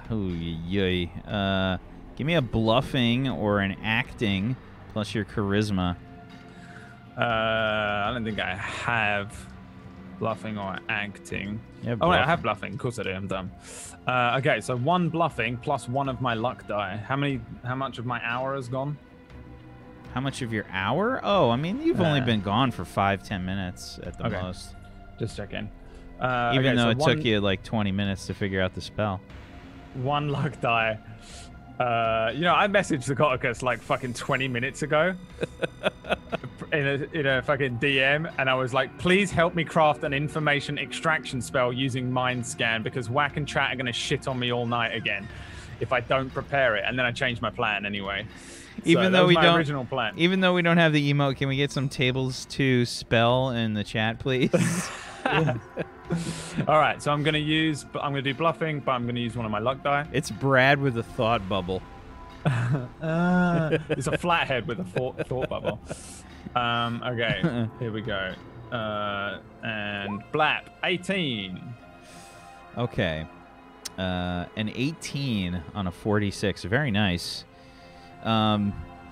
Yeah, so it kind of looks around, And he's just talking out loud, like thinking that somebody's talking around him.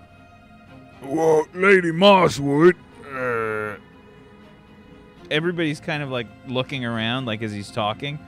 Lady Mosswood, she's over there. He points to one of the houses. Oh, she gives me the house. Nice. Because it's within visual range. Nice. Yeah. So specifically, it looks like she's right by the Division of Order number 8. She's along the river. She's basically number 19 Division Vigilance. She's Division of Order Road. She's right next to the 8 on the right, basically on that side. Okay. I'm just gonna write it down so I have it. To be fair, the Horde demons are not bright. I was assuming they were pretty dumb. Yeah. They seem like the orcs of this particularly demonic campaign. Wow, racist much? Yeah, I am. This is not a secret. Okay. Fucking hate orcs, dude. It's my next character tomorrow when I have to make a new character for. I'm playing a fucking half orc in ragtags. It's been a while. Been a while since I played a half orc as well. My first ever character was a half orc. I loved him. Okay. So I see it. Yeah. Yeah. He points. He points to it, and he's looking around for who talked to him. Who spoke up? He I'm already pushes. gone, dude. I'm back down the alleyway. He pushes. He pushes one of the guys in front of him. Hey. I didn't ask nothing about Lady Mosswood. I know. Why are you bringing up Lady Mosswood? And give me a stealth check, please. I'm doing that fucking like that meme where the kid is like, and he just disappears. He just slowly vanishes. You're Homer into the bush. Homer into the bush right now. Yeah. Stealthy checky. Okay, so please don't fuck it up. I'm gonna not use my dice. 15, baby. You can basically beat me with no matter what you rolled. I rolled snake eyes. Nice. Yeah. So okay. Yeah. So I'm creeping off and using the alleyways and shadows and things to get. Yeah. So the horde demons are kind of like in the road, like basically before the bridge that goes across the river, I think maybe you just kind of sneak along, maybe the market, the square area there, and sneakily move to the east along the road, and sneak around to the northeastern house of that block, which you can see is a pretty nice building, at least for this area of the city. Definitely nicer than any place you've stayed. Yeah, it's a two-story sort of house that's here. Nice place overlooking the river. I mean, it's got to be pretty damn expensive. You can see that there's like tapestries kind of like hanging down. Give me a logic plus your. For the record, I only really want to try and work out if she's home right now. Okay. This is for just random things you notice. Give me a logic check. You don't really have anything else that can help you with this. Okay. I mean, my logic is an 8, which is pretty good anyway. 14. Okay. 14. So that's enough to tell you that she's got some like tapestries outside, which definitely denotes that she is a toll belonging to. Has to be at least a reasonably well-known family. You kind of put 2 and 2 together and realize that, okay, she's in this really nice house on the river in probably like one of the most affluent cities in the world. This tapestry, this banner that's kind of hanging down on the side of the house has to be her family's like crest. She has to belong to a pretty well-known toll family to have a place like this and to like showcase that. Is the crest a lady on a field of marshwood? What would the image of a lady on a, no. It's a flat head on a field of orange. Yeah, there's just a big orange circle behind the flathead.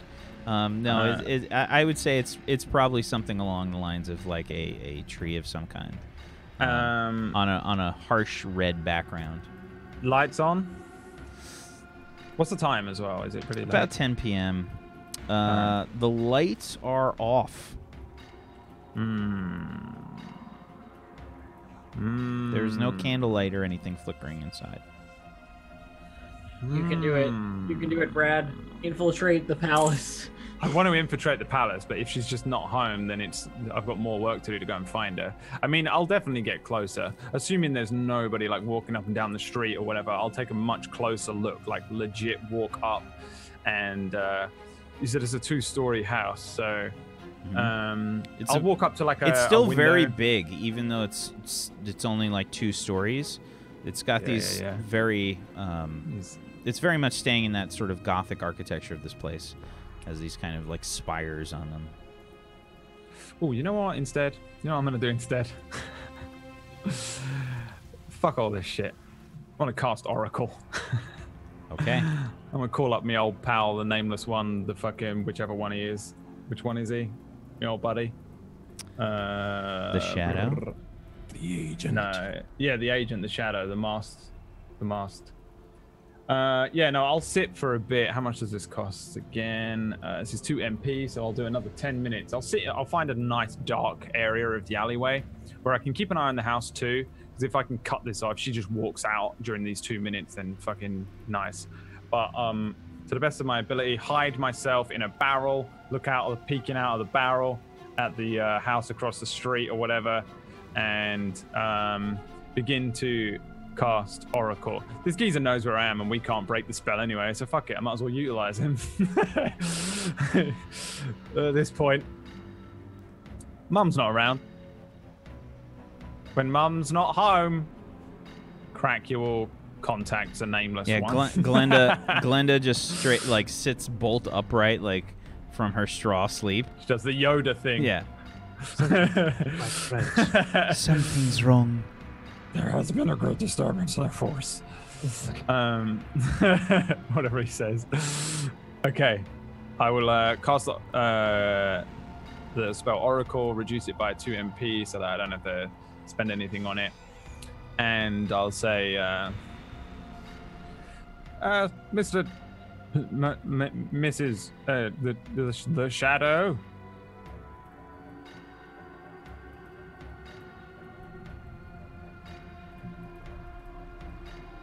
Nothing? There's nothing. Son of a bitch. Have I definitely cast a spell? I'm not fucking accidentally inside of a fucking anti-magic field or something. Can I tell? You cast a spell. Yeah? Am I still in the spell?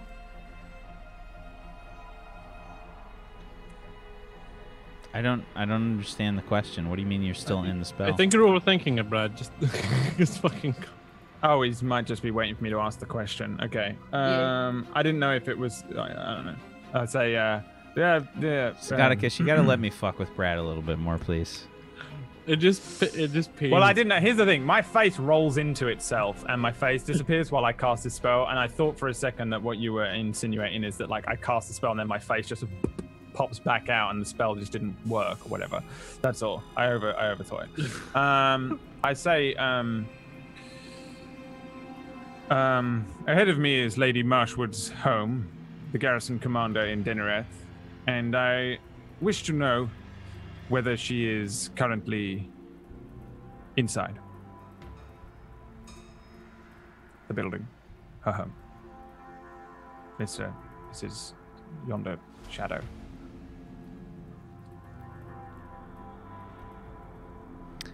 So, a simple yes or no will do, sir. What happens is, you hear the sound of footfalls nearby. You hear the grinding of dirt on stone. Shh. Shh.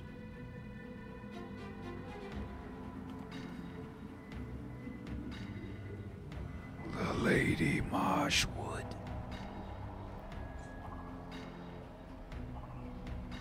lives in this place. The Lady Marshwood is inside. Ah, very good. While I have your attention, 2 more MP. Tell me, if we so ask, You hear the suppose she- sound of dirt grating on stone getting closer. That's fine. I don't care. I've pumped 2 more. I say, if we should ask, do you believe the Lady Marshwood would defect to our side, the side of the Resistance?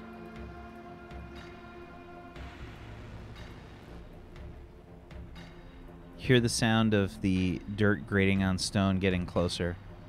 Next to your ear, you hear, If she were still alive. and that's where we're going to go ahead and take our break. Son of a. Son of a. We're going to go ahead and take our break, everybody. We'll be back in just a little bit. Hang tight for more Spoilers. of Table Stories, the Nameless ones. We'll be right Good. back. Hang tight. Who's that?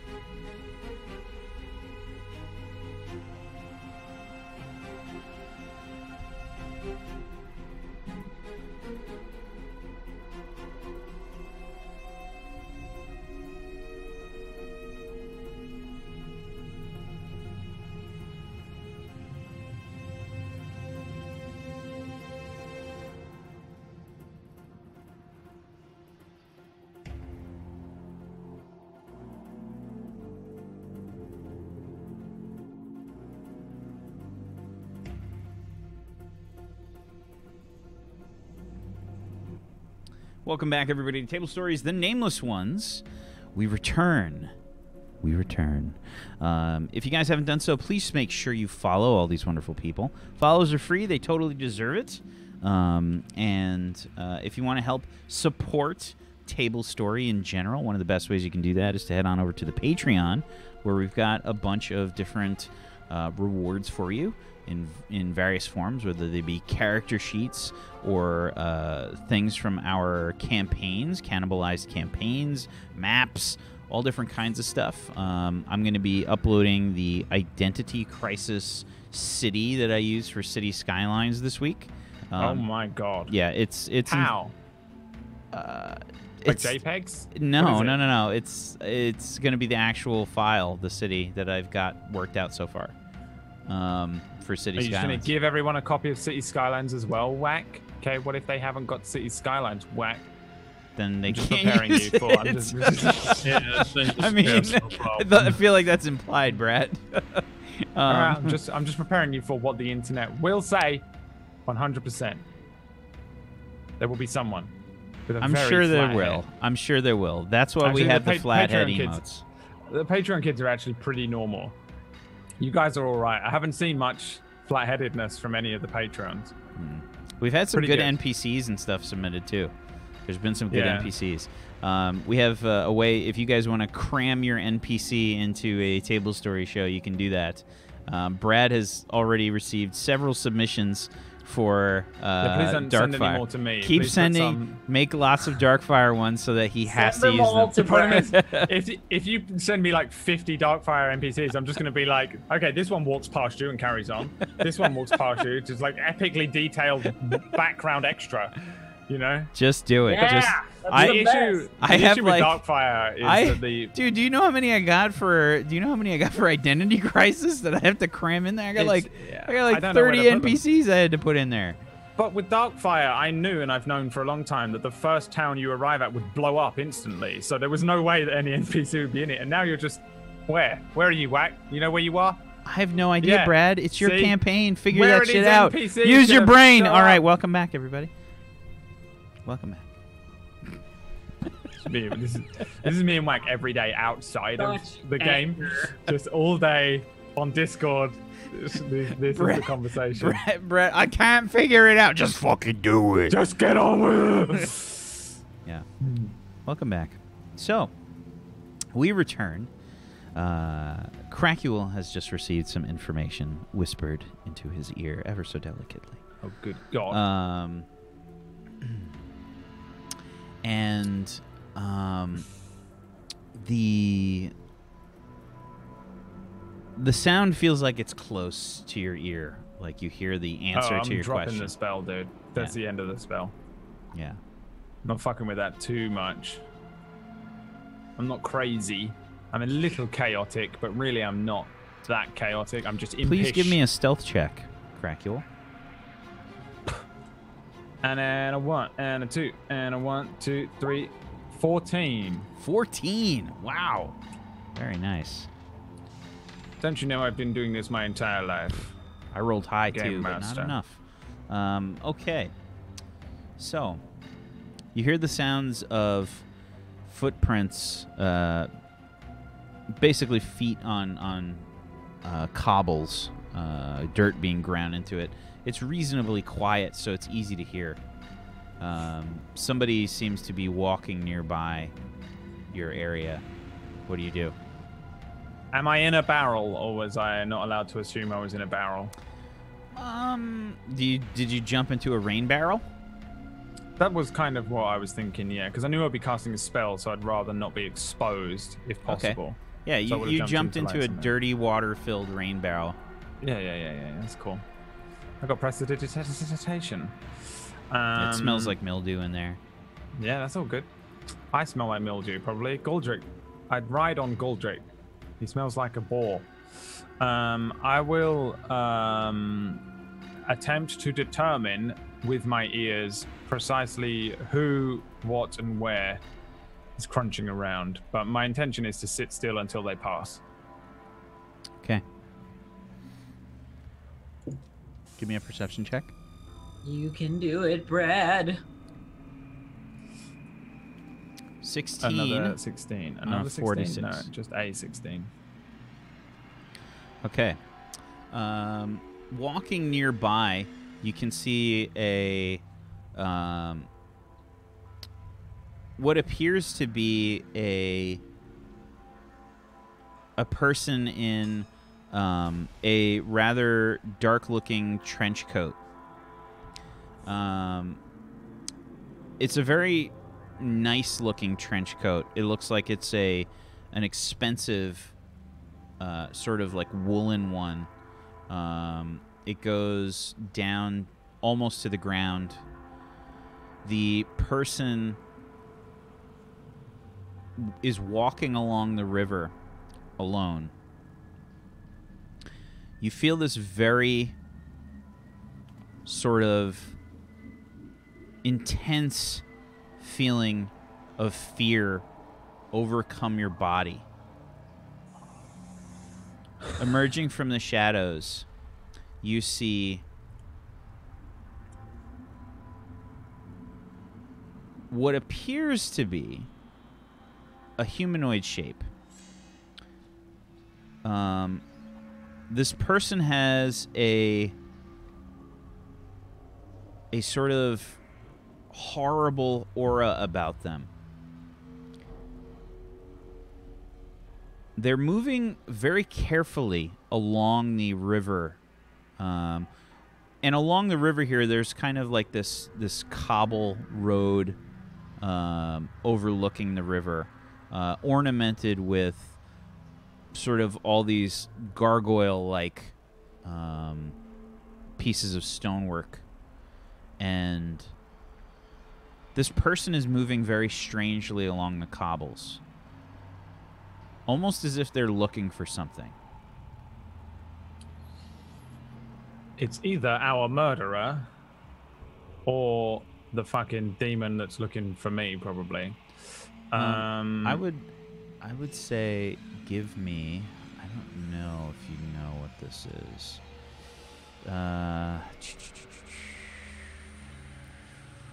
Local knowledge is not time to consult the teeth. Give me a logic check. Straight up logic. Nice. High score 13. Unlucky for some.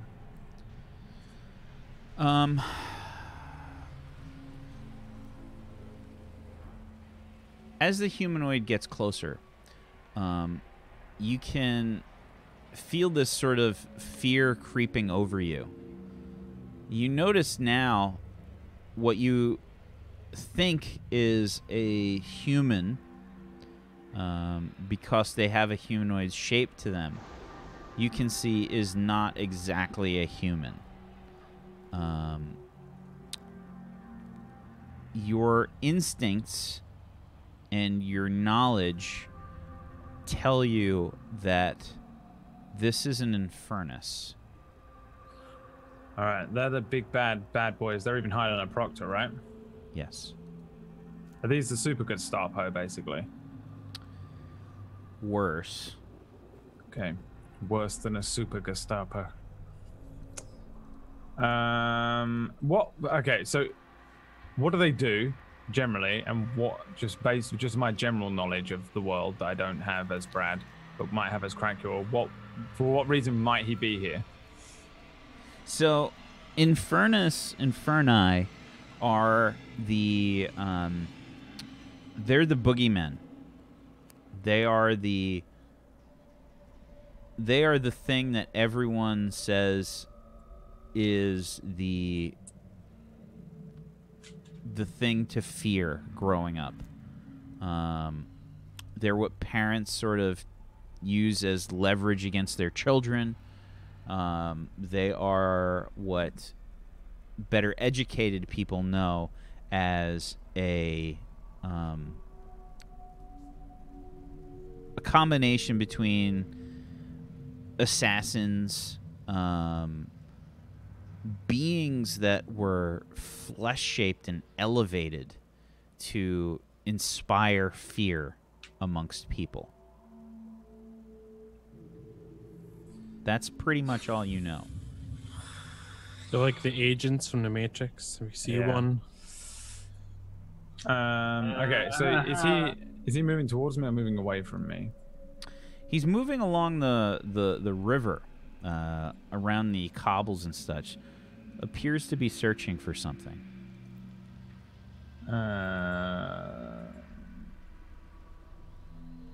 I will creep away.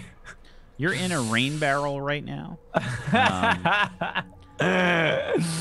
Oh, everyone wants to hear those magical words. You put yourself there, not me. I mean, it's going to make a lot of noise, is what you're saying, if I try and get out. You could say that, yeah. I mean, there's fuck all I can do. Like, even my spells don't really give me much. I don't have anything that will actually help me escape. I mean, if he's not going to fuck off for ages, I don't have a choice. I just have to sit here in the rain barrel until he leaves. I'm scared anyway, so probably I would just be sat there, you know, barely holding on to the contents of my bladder in my rain barrel. Okay. So I'll just chill. I just have to chill till he leaves. I'm gonna continue to hide. So you're gonna try and hide. Okay. And you got a 16 on your last. Okay. Oh, that was you got a 14 on your last stealth check. Fair enough.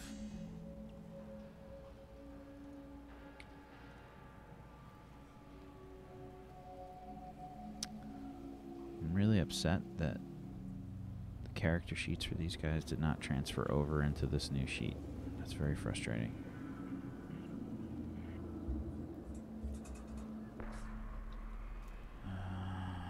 Okay.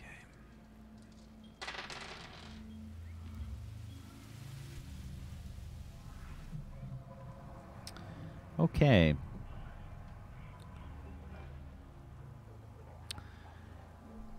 Crackule. As you cower inside this rain barrel, the Infernus, at least what you assume to be one, you've never seen one before. Maybe from far away. Comes into some moonlight to the point where you're able to partially see their face. Their face looks like a horror. They have tattoos all over their face. Erratic, chaotic looking tattoos.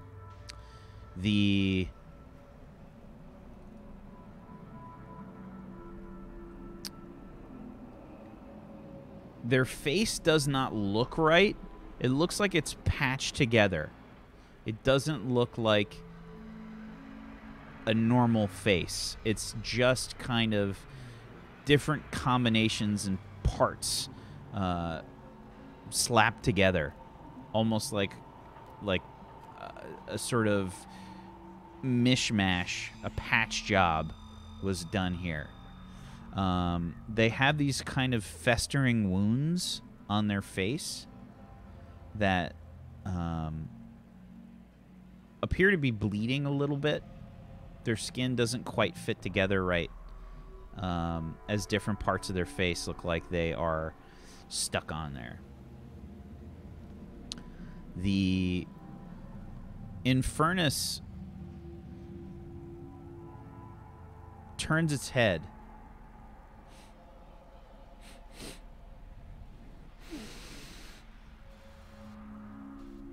towards your rain barrel. No, I smell like mildew. I'm in the water. It's part of my we switch scenes. Arnold Schwarzenegger in Predator in the mud scene. We switch scenes. Tryst. Mm-hmm. You have gone up, I think it to visit. I have indeed to the Zararel? room 10 or whatever where she's at. Mm-hmm. You walk to the end of the hall. I guess you knock on the door. I do. She opens the door and pulls you inside roughly. Okay. Immediately gets to business. Mm-hmm. She's aggressive, and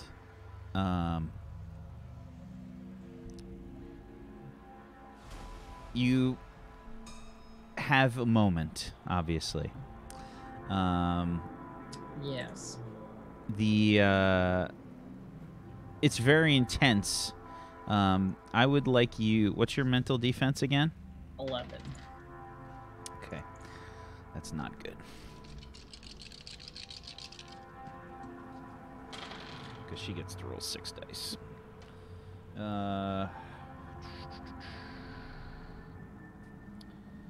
Okay.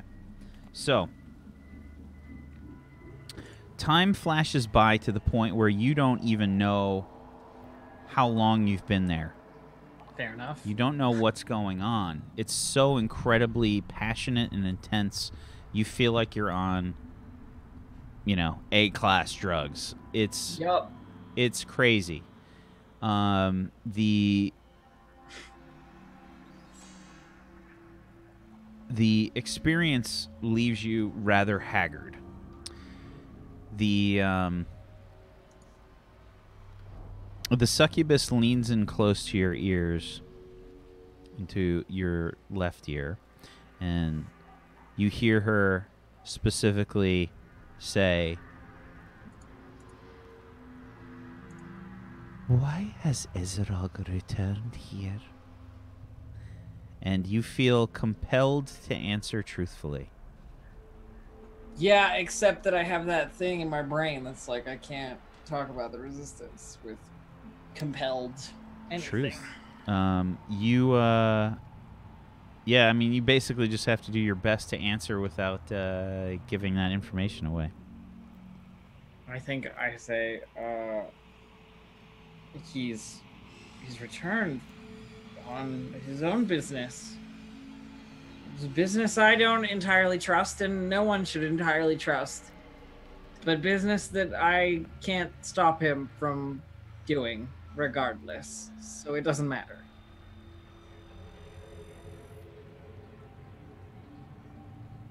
And why are you here? Because I have to follow him. You have Something, and you feel her kind of poke you in the temple. I feel it there. It is stopping so much. I feel it there. It is just in the way. Don't you want to remove this from our conversation? I think you want to say so much more to me. Yes? Yes or no doesn't matter, my dear. I can't. Her lips are ever close to your ear, nibbling, biting, and please make a will check for me. Sure thing. Will 5. 5. Let me see if you can add anything to that. Hold on.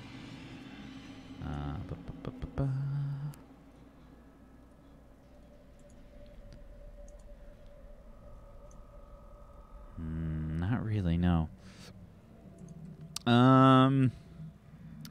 Roll one more d6. We'll say carousing. You can hold on here.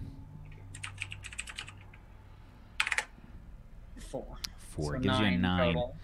Okay.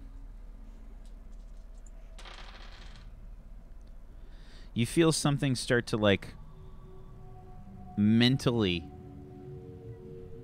poke around in your head. Aren't I supposed to die if this thing gets removed? So I feel like that's a thing. What happens next is you feel a sharp pain in your mind. Oof.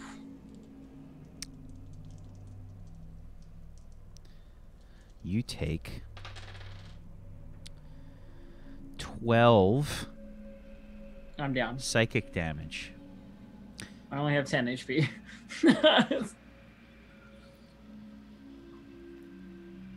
You have been murdered. The succubus has probed your mind a little too deeply and has in fact activated the spell set there by the resistance. Cool. You feel your mind break and shatter. And the last thing that you hear... It's already broken and shattered. It's fine. The last thing that you hear is the whispers of this succubus in your ear.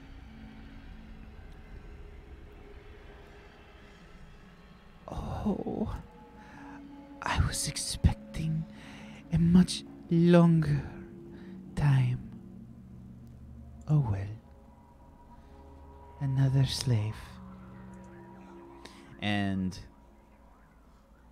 you fade off. You can give me an endurance check. Sure.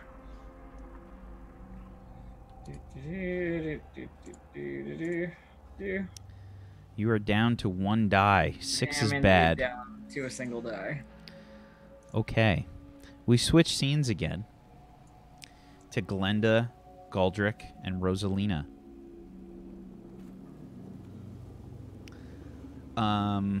The three of you, are you just kind of waiting? Are you sleeping? How are you handling this whole thing? I mean, like, in between, like, eating and, like, I think they're just kind of, like, first off, they found, like, a corner or something and, like, sat and pushed everything that they owned together. They're just, like... I'm definitely sitting in silence. I'm not trying to spark up conversation. Yeah, we're not... I mean, it's very small talk, but it's just... I think everybody's on edge, but at least Rosalina is. I probably would just be sitting there doing the maintenance on my blade. Okay. So Tryst has been gone maybe for, we'll say 45 minutes or so. Crackual hasn't returned. What's conversation like right now? Nothing? You guys are just Which waiting? one of them? Oh, started off shit. Well, actually, I would have no indication that that Elf's character is in any trouble. She's just been gone. Tryst is getting the love on. That's what I think. So yeah, so we don't know when. Taking baits. Is Crackual gonna die? Don't say that. And Galdrick like giggles like that. I absolutely giggle. He's your friend, Galdrick. Don't talk like that.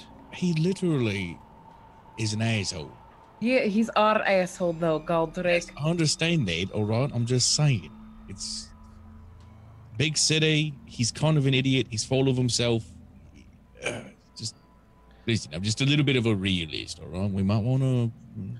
He's small and tricky. I'm sure he'll be fine. And he has my blessing to help him, so... Yeah, he has a blessing to help him. Why is everyone... Yeah, blessing. Everyone is so negative all the time. That's all I deal with, even though she's like one of the biggest. Do you by any chance have like a connection to that blessing? Like, can you feel when it's faded or anything like that? Anything we can use to... No. I think you're worried. It's not really my... No, I know. He's probably dead already. You know, I'm just saying. Look, I even got a spark, but can you know if he's like still out there? Like, no, I can't. Damn. How long has he been gone at this point? About 45 minutes, yeah. Should I go check on him? No, don't. We cannot draw. That's why we agreed to let him go. And why Tryst is going to go get, demon sex on. I don't know. Jesus. All right, well, what are we supposed to do in the meantime? Well, we just wait. or sleep. And then in the morning, Esrog will come and we'll have to do what he says. It's at this point that you see Zararel walk back down the stairs. Probably you, Glenda. Maybe you set yourself up like in an angle to look down the hall. Mm-hmm. You see her walk back down the stairs, and she just walks, I guess, to a space that you don't notice. You assume that she walked back behind the counter. Yeah. Well, that was the succubus. Tryst should be back soon then, I think. Yeah, well, I mean, she just maybe gets freshened up, but we all know Tryst doesn't freshen up, remember? But, well, if it's anything like, when you were doing your thing, Rosie, Tryst might be a little sick, under the weather, maybe. Sleepy. Right. I I guess usually we get a might. little sleepy. Yeah. When I pass off my love to people, is what you mean? Maybe we should go get her. Sometimes it could be bad. Did we hear her whisper, the succubus whisper that she was in room 10 at the end of the hall? Or is that only for Tryst? You can roll me a perception check, all of you. I will say that it will be pretty tough. Okay. Well then. Bow! Ha! Okay, a 16 from Galdrick, a 9 from Glenda, and a 9 from Rosalina. Wow. Galdrick, you heard that? All right. Well, I did manage to overhear you that it was going to room 10 at the end of the hall. Okay. Do we...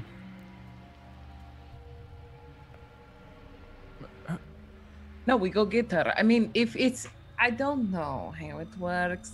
I just happen to give love to people. But if she gave same love as I give love, then, we should probably go get Tryst. Well, probably not all of us, right? It'll attract too much attention. It's just friends helping, the slaves helping other slaves. Since Right. Well, it's obvious you'd know. So at least you should go. At least. Maybe I should come with you. She's not feeling well. well, Or I did will. you stay here? I was going to stay behind. This is. You're very loud, and also we need I someone. am to keep not! up. Right, let's go fetch her, Rosie. Hold on. Before I go out of this room, just know that Demon Lady would not like me because I am also, part demon. They don't like. So maybe it's best that Goldrick does go. Only because if she catch me and want to give attitude, it could be bad for me. So, Right, but I'll Come on, let's fucking go. No, Come on. No, I'll go myself. I'm just good. What do you mean, go yourself? I'll be good. You're too loud. I'll behave. No, stay here. I'll go. Goldrick, go. Quick.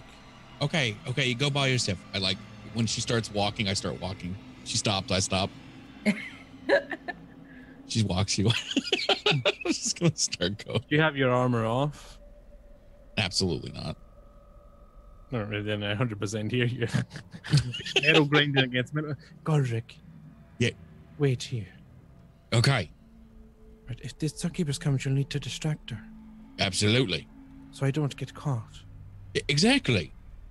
Stop winking at me, Godric. I'm not winking. Rosie, keep an eye on him, please. All right.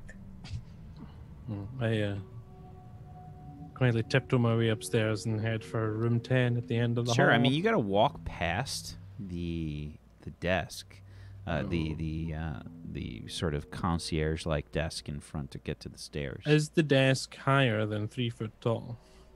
Yeah. Okay, then I can just walk past the desk. I'm only 3 foot tall. Sure, give me a stealth check plus your agility. Okay, so I don't have stealth, so it's just straight agility, but Just I'm going to straight add agility. luck die. Okay.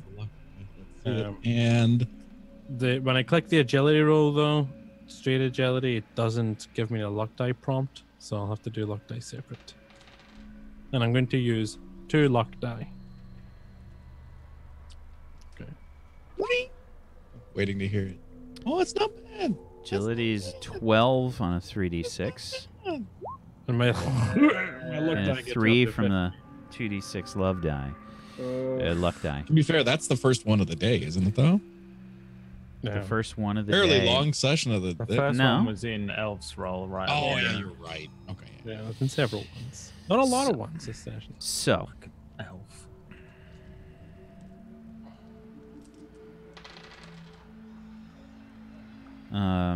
you sneak by the counter, walking past Zararella. The Zararel. She's humming a little bit.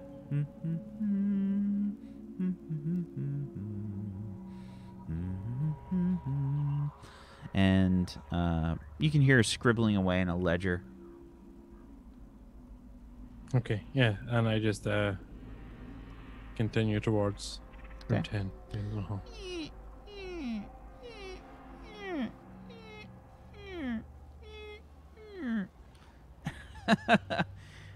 And we get a ding ding ding ding ding ding ding ding ding. As you move down the hallway, you get to room number 10. Please make another endurance check, Tryst. You have 1 die. Just roll a d6. Let's do it. I hope I roll 6 and die. Damn it. Okay. What do you do when you get to room 10, Glenda? Yeah, I'm just going to open it up. You try to open the door. It is locked. Oh. If only I were conscious to break the lock.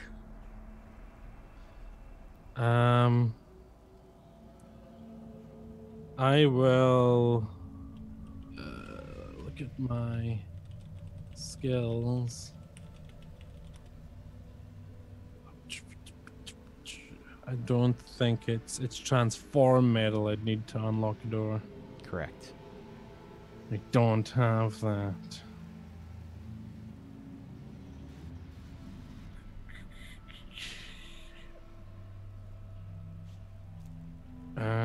It's locked. Yeah, I guess I just head back to the common room then. Okay. Give me another stealth check. Agility. As you Oh, sneak man. by.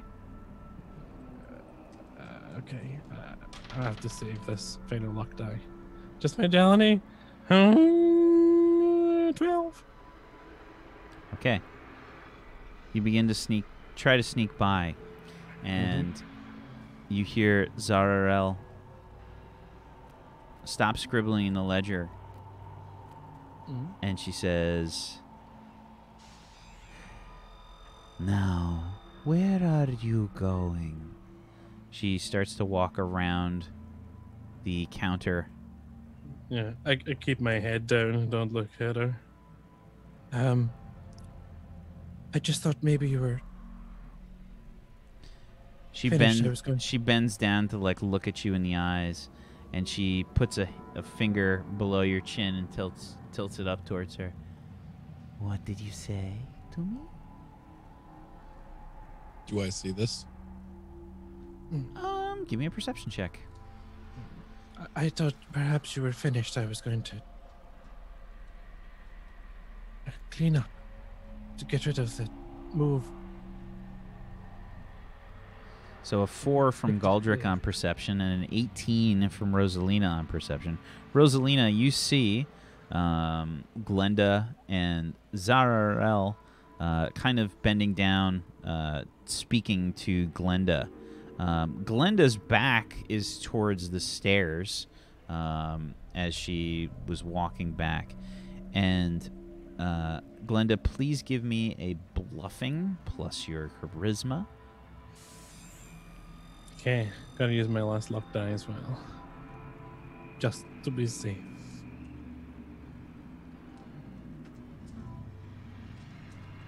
$19. 19. Okay. 19. Good luck. Seems like a lot of die there. That was not good for you. I rolled a crit. Ooh. So, Brad's gonna be fine. Everyone else is gonna be fucked.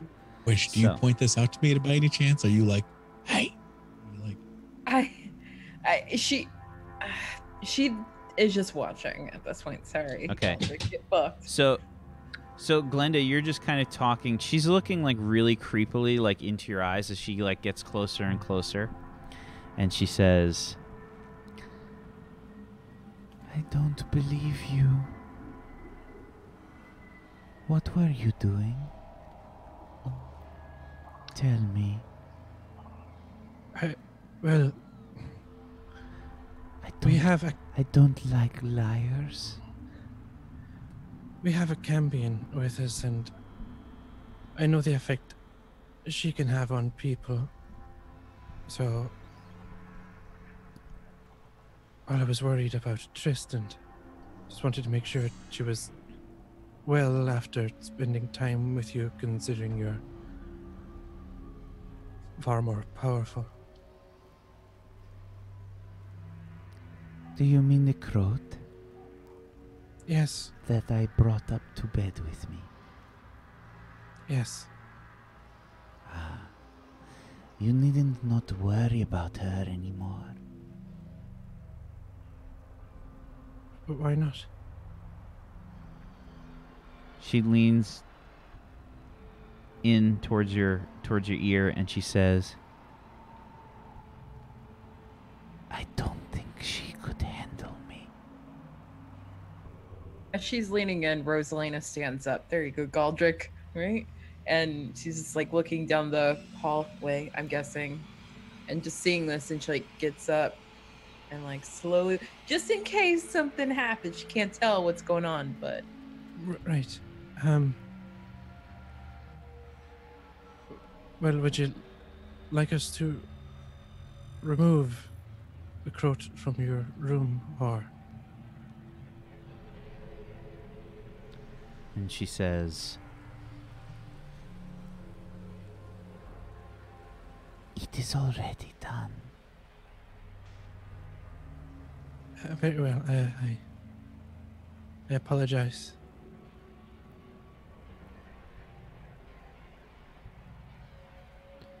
She like comes back to look at you and your face is like an inch apart. She looks at you right in the eyes and she says, there's still much time left this night.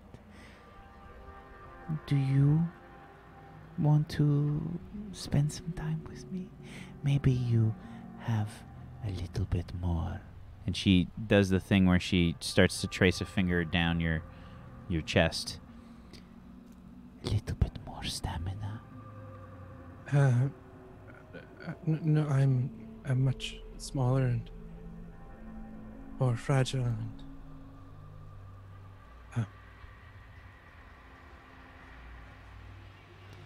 Too bad. She straightens back up. Walks away from you.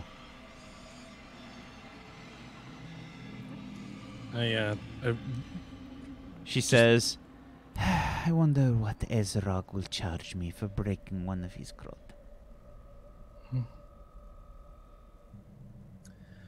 I head to the common room. where's Tryst? what was that about? Quietly. I put you guys back over to our little corner. What was What's that? happening? She says that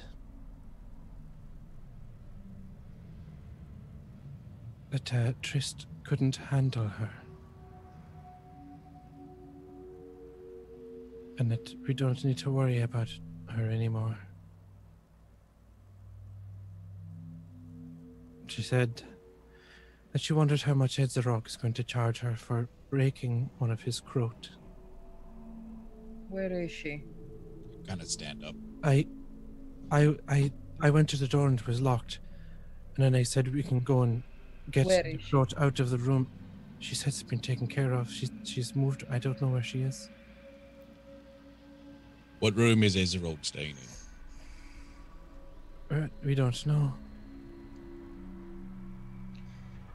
Son of a bitch. Fuck this. Rosalie walks out of the common room. No, Mom, no. She goes, I follow. You need to think about the bigger picture here. We can't. already at the desk, Mom. Already at the desk. Excuse me, ma'am. We're looking for a friend, the other croat. She gives you a stern look.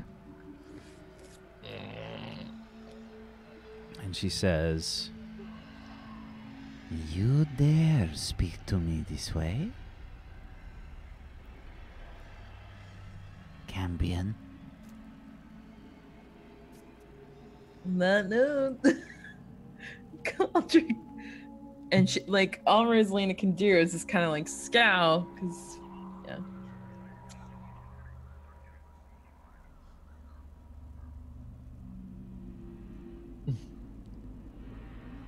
What does this one matter to you? Is she your plaything?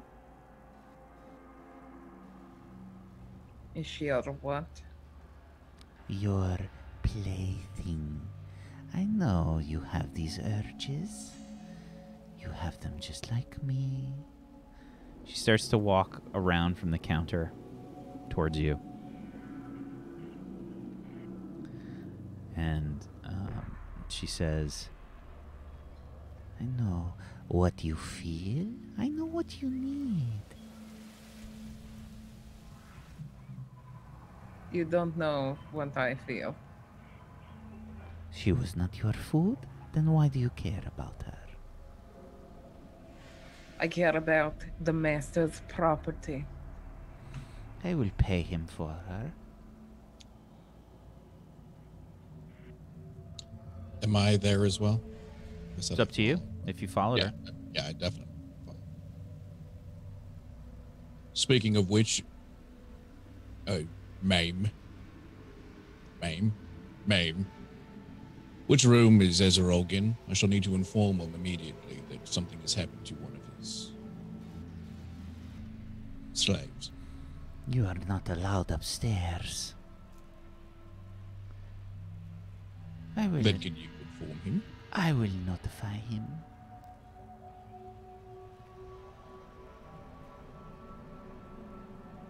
She's just kind of staring at you. Rosalina. Oh, God. Rosalina has her hands behind her back, and behind her back are these little balls of fire in her hands, like getting ready to blow the F up. And I don't know if anybody else can see it, but she's standing there with her hands behind her back, ready to throw down. I mean, Glenda's paranoid as fuck, so I mean, I figure she was following you behind you. Yeah, I'm not at the desk with them, but I'm watching the exchange from nearby. Are there any guards or anything like that are nearby? Is it just her inside this place? I think you guys would have seen some other croat cleaning up. She definitely has some slaves and stuff. There's no guard inside here that you've seen. Okay.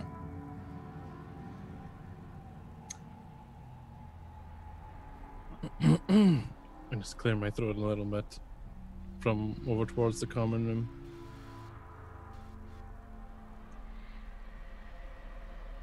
You know how like people like do the massage balls like in their hand and like swirl them around? That's exactly what she's doing at this point. Just with a ball of fire? Sure. Yeah, like rolling around in the palm of Tryst. her hand. Tryst, please give me another endurance check, a 1d6. 6 is bad. That's a 6. I nailed it. Hi-yo! It's a weird feeling because I know how much you wanted Tryst to die. I'm sad at the same time. I am also a little sad. I'm just trying to mask it in hilariousness. I mean, it's a good way to die. So, I mean, yeah, you can't really Fuck ask to death. for It's a good story. I think better way to die. I think to offset that a little bit, you are not in. Just so you know, it's a sort of unceremonious end because what she has done with you, basically, is tossed you out of her window into the street below. Fuck, dude. Man, fantastic. This is probably a common occurrence for her.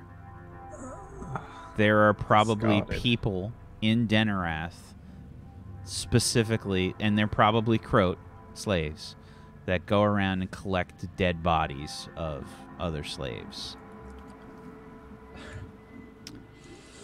We switch scenes back to Crackuel. Oh, no, go back to that one. That one's better.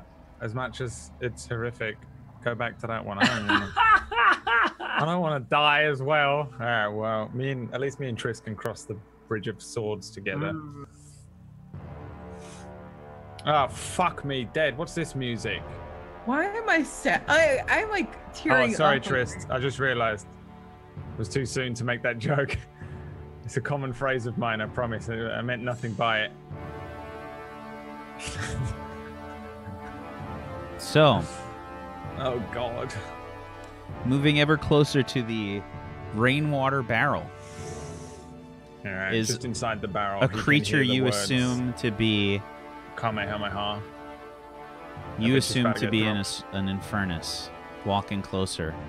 All right. All right. He's after a nice fresh drink of rainwater, but this bitch knows where I'm at. I might have to go ahead and guess he knows where I'm at.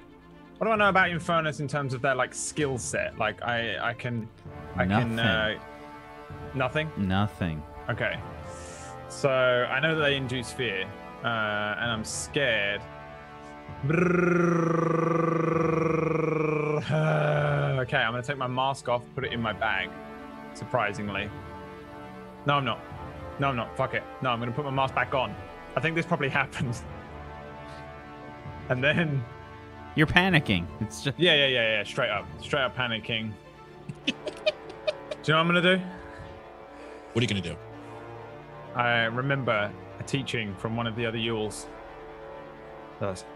Yes, I know what to do. Throw them off straight away. Bang! I burst out. I stand be in front of the Infernus and say, yes, it's true. I am Crackuel the Great. And I wait to die. I just want those to be my last words. In case anyone's around. okay. The Infernus has what you see to be below its sort of trench coat, this wicked looking polearm. It is what if you know any sort of medieval like weaponry and stuff, it's a bill, which is a really nasty looking thing. If you guys want a picture of it, it's in the book here, in the equipment section. There's some really great pictures of these weapons. It looks like a bill, which is a really gnarly looking polearm. It's got this strange end piece to it that looks so painful. It's like a hook plus a sort of guard on the end, and it has an extending point out from it. And oh, it's that thing. Oh my god. yeah, it looks horrifying. The The Infernus looks towards you, and you hear this horrible, gravelly voice sort of come from it.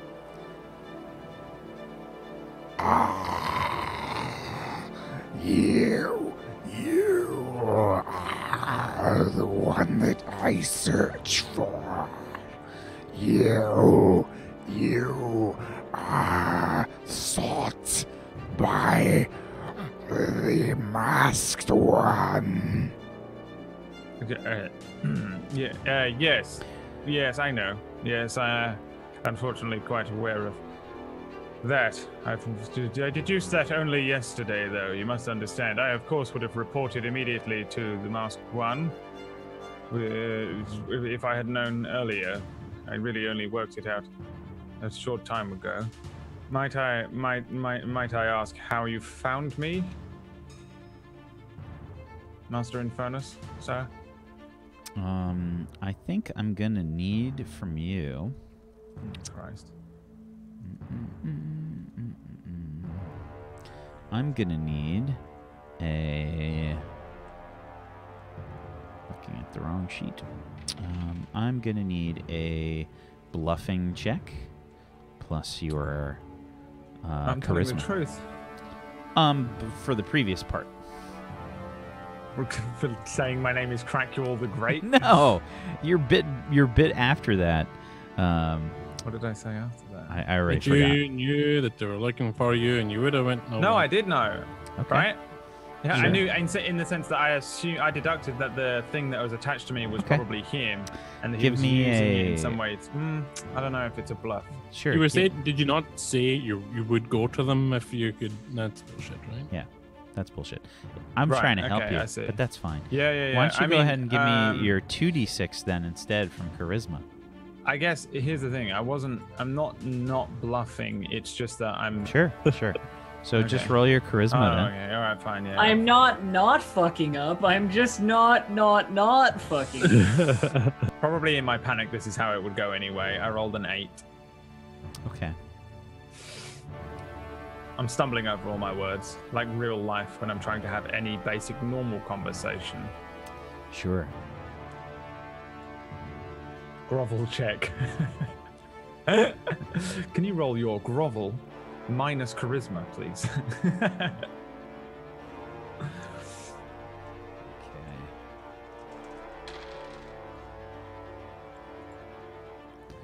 You will come with me. I say, yeah, of course, certainly.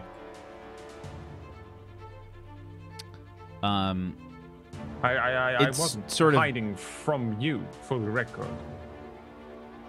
As it gets closer, you can see the blood sort of like oozing from these festering wounds on its face. Horrible, I would, of like course, have done anything that you required. cryptic tattoos. Anything that you would have asked. It sort of brandishes this bill. You can see that it's got underneath this trench coat a coif of sorts around its neck, what appears to be like a metal coif. Underneath, it's reasonably like well dressed, which is kind of a strange juxtaposition to the way that its face looks. It's not handsome by any means. It's not a beautiful creature. This is a sort of hideous amalgam of faces patched together and festering wounds on its face. And it positions itself basically to get behind you, sort of to push you along. Do you allow it to do this? I don't know. I really want to. I can't tell. Okay, let me think. At best, I can escape briefly, get the others and Urzarog, and maybe. But it's just not gonna. We're fucked either way. We're all fucked. We're fucked. There's nothing we can do against these Infernus. And the thing is, he reports to the fucking Nameless one. I think I probably would just give up and just do what he wants, yeah? There's probably a moment where I'm like, Texai Makazen Pukai. No, okay, yes, sure, whatever you say. I think I could Texai Makazen Pukai Aku him. I grip in my toes. In my boot is the. Oh no, I don't have boots. Where did I hide the thing? Maybe it's in my bag. Yeah, fuck it. I just always assume I'm in boots, but I don't have them. I have my horrible little grotesque, like one foot has got 3 toes and one foot has got 8 toes, feet. The toes are really weirdly long. One is definitely not humanoid, like a fucking monstrosity. No, I would like sag and just start walking along. I'm probably still chatting shit though. It's like some Better Call Saul shit, you know, when he gets fucking, he just starts rambling. I'm just doing that kind of shit. Like I'm just saying, yeah, I really wasn't hiding from you. It was something else entirely. Of course, if I had known who you were, I would have. Shut up! Sorry. Sorry, which way? Oh. You will be quiet. And he's kind of pushing you along with the blunt end of the bill. Also, Jesus Christ. Sorry, I'm looking at some of the shit that I have here for this That's guy. the noise the DM makes when he's like, I'll use this thing, but only looks at it when the session's underway.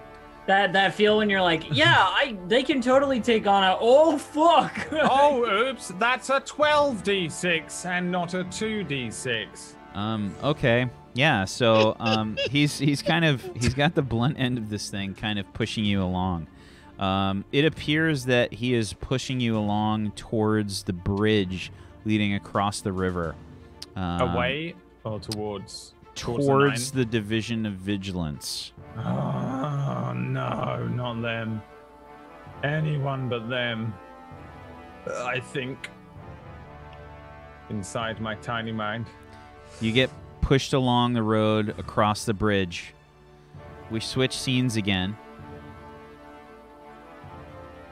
Rosalina, Glenda, and Galdrick. Okay. What are you doing?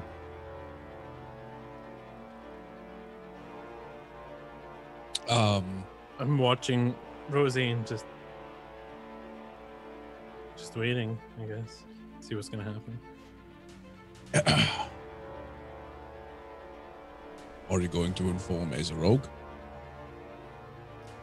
Yes, are you going to inform Ezerog? I will bring one of my croats to do this. She's staring very intently at you. She can tell something's up, like she's looking in your eyes. Me or her? Rosalina, for sure. Okay. Yeah. And she says, I will get one of my croat to do this. You will stay here.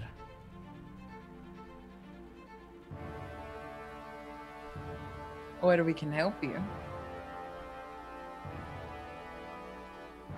I don't think that you want to help me. You're right, I don't. She was your food, wasn't she? Whose business is it anyways?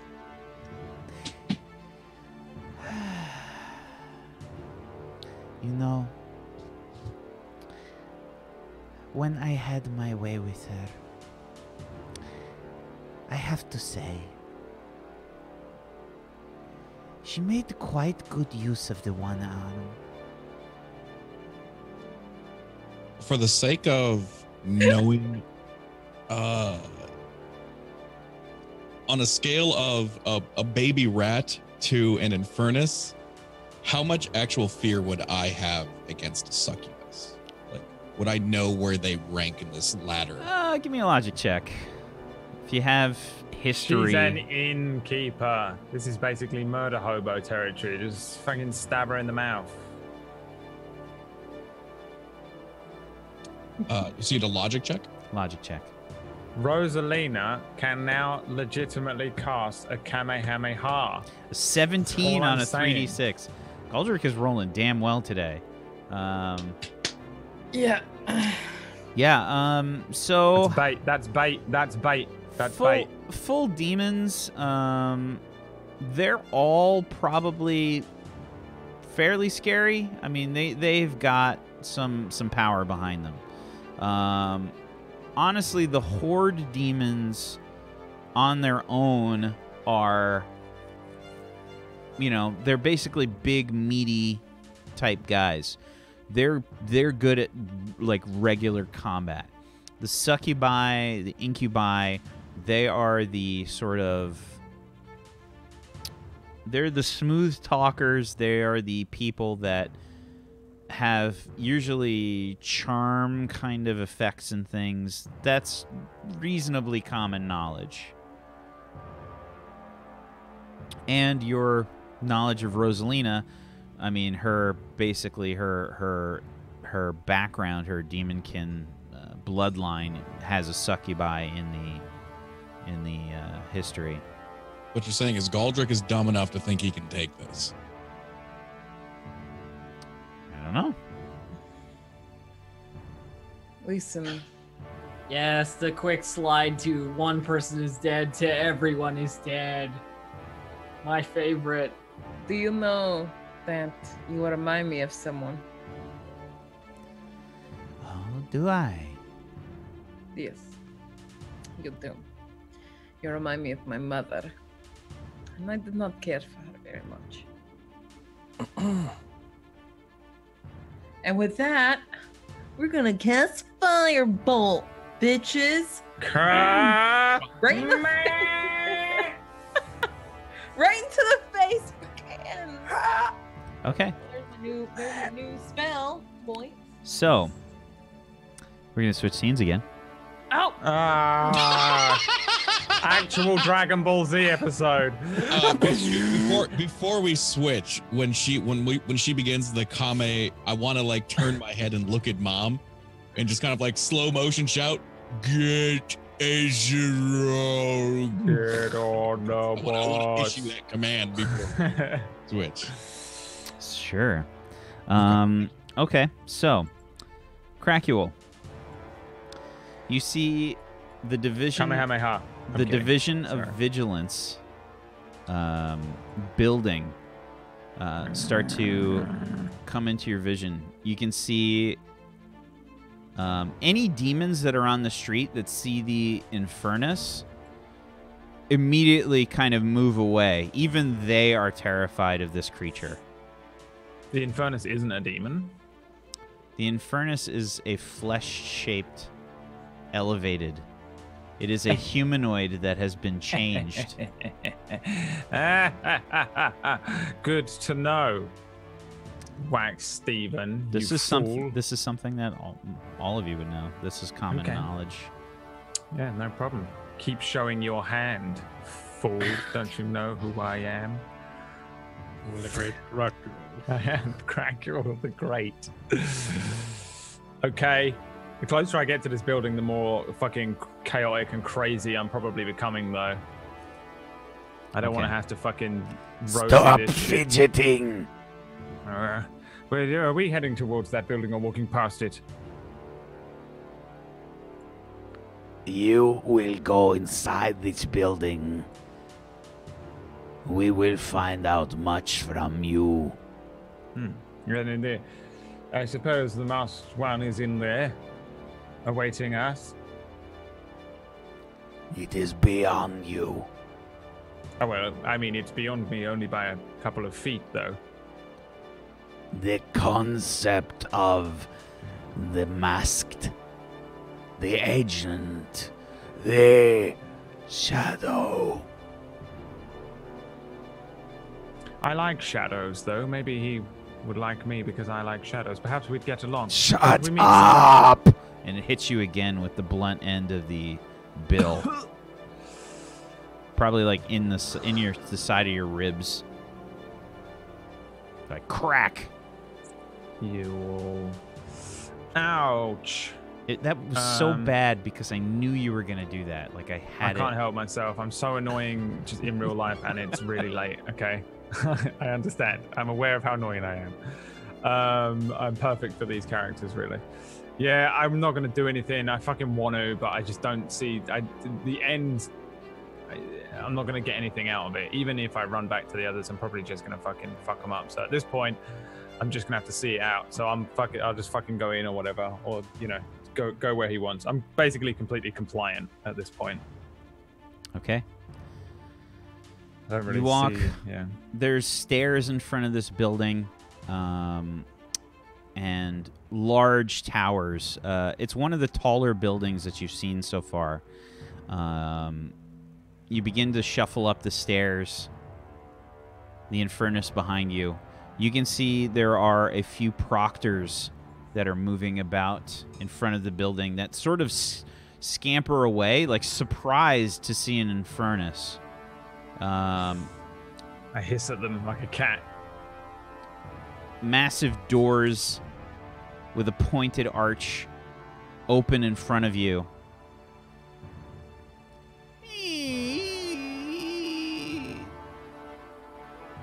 You walk in and you can see and hear the sounds of torture.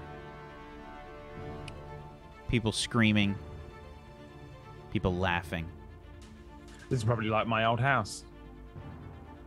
Just like my old manor. As the Infernus walks you into the Division of Vigilance.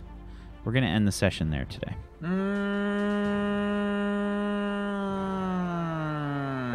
I'm sorry. I'm sorry. It looks like we still have lots of time. I'm sorry. What? I'm sorry. I'm sorry. If we start that fucking combat, we're going to be here all night.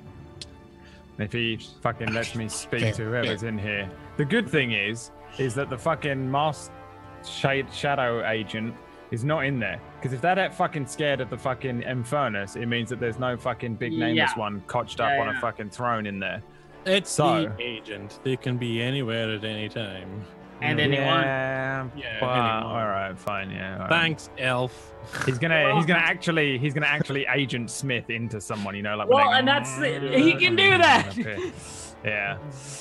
All right. Well, my only hope is that I can buddy up to him.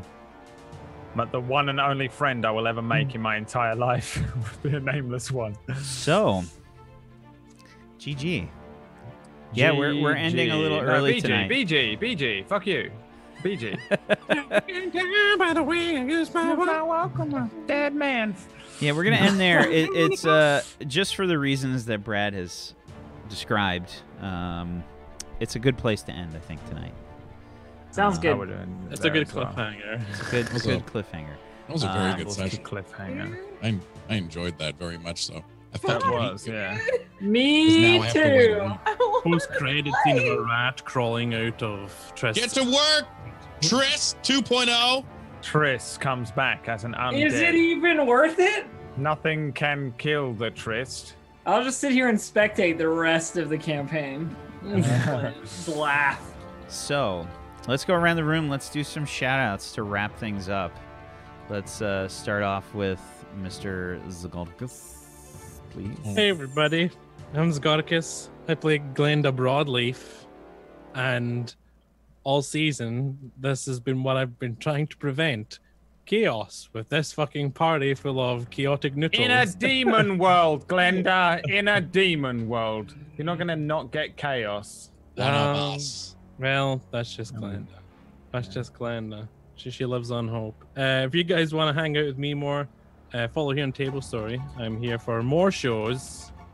And come hang out with me, twitch.tv/Zagoricus. I have various games I'm playing on and off. Monster Hunter and dipping into Warframe and the Binding of Isaac always calls me back somehow. I don't know how. That little game got its hooks in me.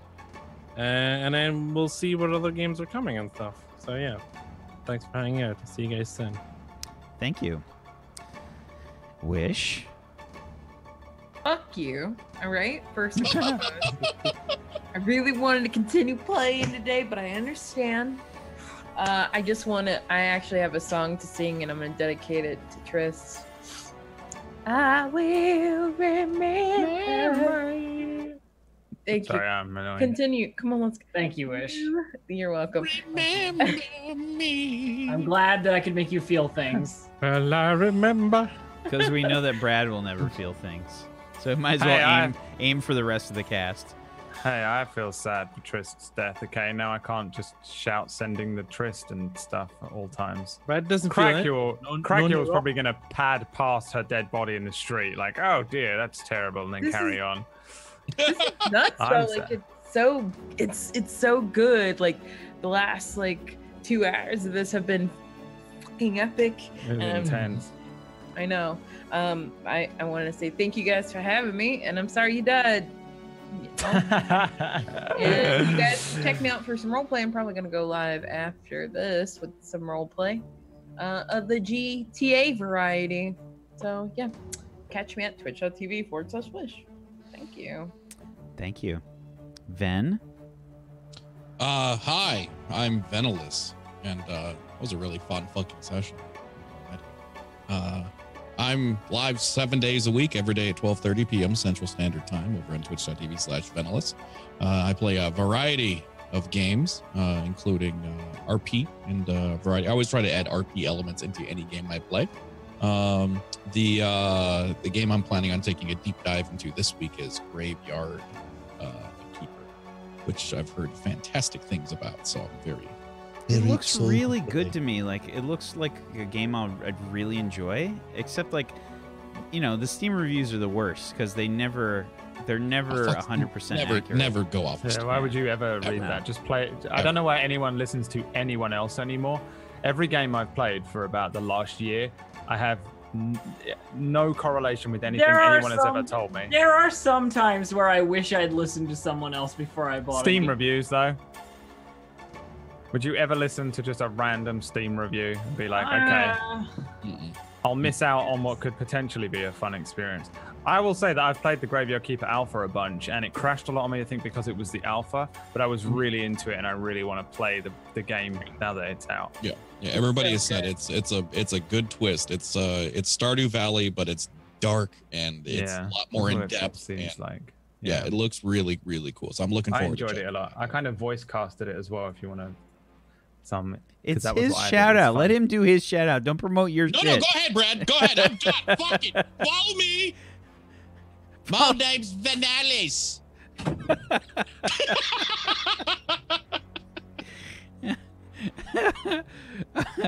It's okay. Let Brad leave. That's fine. He always interrupts other people's shout outs. I'm just waiting for him to walk in on Ben's and slap him. When you talk to me like that. Thank you. Thank you, Ben. You fuck. How dare you? How dare you, you fuck? Yeah, thank you, Ben. Thank you. Elf. Hello, I'm distracted, Elf. I'm Distracted Elf. You can follow me on Twitch and Twitter at Distracted Elf. I died, but I played a lot of RPGs. It's not unusual to me to be dead right now, but I'll figure that out. It's not unusual. It's not unusual to get thrown from a window. Discarded like an actual dish rag. Yep. I'm pretty sure that's what she would have done. She just would have fucking tossed you out the window. Yeah, it's fucking horrific. I was expecting her to have some sort of shoot. You know? Like in Sweeney Todd when they just the shoot of shame and just there you go. Horrible. Elf, where can people find you, and what are you up to? I already done that. Did you? Was it quick? I couldn't hear you because Brad jumped in claiming to be Distracted Elf. I believed him so thoroughly. You can find me if you Google Distracted Elf on the internet. You will find me. I'm the only one, basically. So it's excellent, fine. Excellent. And you just had some big news too, didn't you? My character from the D&D game that I play on Fridays got put into Idle Champions, the pretty dope Dungeons and Dragons clicker game. So that's pretty sweet. Yeah, is it the Kobold one? Yeah. The Kobold Duelist. Yes, exactly. Nice. Very cool. She's super fun, and I'm happy that I got that opportunity. So let's if hope you that haven't played Idle Champions, you should do it and unlock my character. You can do it this week. Pretty dope. Your character's in a video game. That's kind of amazing. Yeah, my intellectual property has leaked out into the real world of video games. So. That's pretty cool. Pretty dope. That is awesome. Excellent. Brad. Hello, everyone. I'm Brad. No one interrupted me. I'm impressed. I thought everyone was going to shout. I thought everyone was going to say some stuff about how Brad was super useless and terrible at everything, and you shouldn't follow Brad anywhere. That's true. I never fucking plug my own channel. I'm just giving you the right shout out, Brad. It's good. Yeah, no, I agree. Never fucking go to my channel. No. It's pointless. Don't go there. It's horrific. It's a waste of your time. However, it's an empty room. If you want to see more things that I'm in on this channel, then we've got two new campaigns that started. I run a show called Darkfire tomorrow night at 10 p.m. 5 EDT, 10 p.m. UK time, whatever that is. That changes this week, right? Is that clocks changed this week at some point? Because that's a fucking nightmare to deal with. We need to talk about that. It's soon, I think. September 1st, isn't it? Yeah, I don't like it. No, it changes the night. Well, it's different for UK and. Yeah, okay. Well, for that's good. For the US, it's November 4th. Everyone prepare for that. I don't care when it is. It's going to be annoying. So just bear that in mind with all the times and stuff. I'm running Darkfire tomorrow. It has a wonderful cast of people, including Wax Steven as a player, even though he is useless because he doesn't even have an internet connection. Can't even be bothered to show up to the fight. He laid in a bunch of dead bodies last week while the other three had the combat. And somehow that reminds me of someone, maybe from this game. And on Thursdays we have a brand new show that just started called Ragtags. It's run by Jay Brotato. I'm in that one as a player. Somehow I've ended up in the leader role of that game, which is not good. Enjoy! That is how bad the others are so dumb. It's supposed to be quite an investigative show as well, I think. I think it's more to do with like the investigating RP side of things than just like hack and slash through a dungeon. Yeah. And no one has an int stat. Oh my god, you need my wizard from that one game, Brad. Yeah, we need the fucking super low wizard. So that's Ragtags. That is on 1 hour earlier than Darkfire, which is 9 UK time and 4 EDT. There's only been one episode of that, so you can catch up really quickly in time for Thursday if you want to jump in on a new D&D show. It's really fun. The first episode was amazing. And those are my two shows. Whack, what else do you run on the channel, and what else should they do? Hey everybody, I'm Wax Steven, and I am the GM of Doom. I'm sorry that Tryst has died. It is. No, you're not. No, It's. Not. I'm not. I am. I'm absolutely. The entire campaign is. I mean, it's meant to be fucking horrible, and it's just a bad place to be, and it's gonna be difficult. I'm not gonna lie. It's gonna be difficult to make something happen that actually allows survival here. This is gonna be tough. So thank you guys for watching, chat. We appreciate you. Thanks for hanging out here, for the subs, for any support. We appreciate you. One of the easiest things you can do is go follow all these wonderful people. And if you have yourself a Twitch Prime that you have not used, you can go ahead and use that on them. That would be great. Go do the things and the stuff. If you have an Amazon Prime account, you have a Twitch Prime account. All you have to do is link them up, and then you can get yourself a sub. Help support these wonderful people. And if you want to help support Tablestory, one of the best ways you can do that is head on over to the Patreon. We've got all different kinds of rewards available. Lots of stuff for your campaigns, for D&D, for NEW and OLD, which is the system we use for this show. I'm going to be putting up some Identity Crisis stuff this week, and hopefully you'll see me tomorrow for Darkfire. Be on the channel here at 5 p.m. Eastern. I also run a superhero show, Identity Crisis, on Friday nights, and Saturdays we do a show called Warped, which is a space opera sci-fi type show. And hopefully you guys will hang out and check those out. Just to rewind slightly, is Identity Crisis starting its next story arc this week? Yes, new story arc. Yep. It's kind of like episode 1. Basically. You should watch it. It's fucking great. Yep. And we just had the finale for the 7th Eon, taking a break from that show for a bit. But we're going to be working on some new stuff. Tablestory's got a lot of stuff on the horizon. And we got a shill show coming up very soon as well. and we'll be tweeting out the info on that. So check it out on the old Twitter. Check it out. We'll be seeing you guys next time. Peace out. Good night. Bye. Bye. Later, dudes.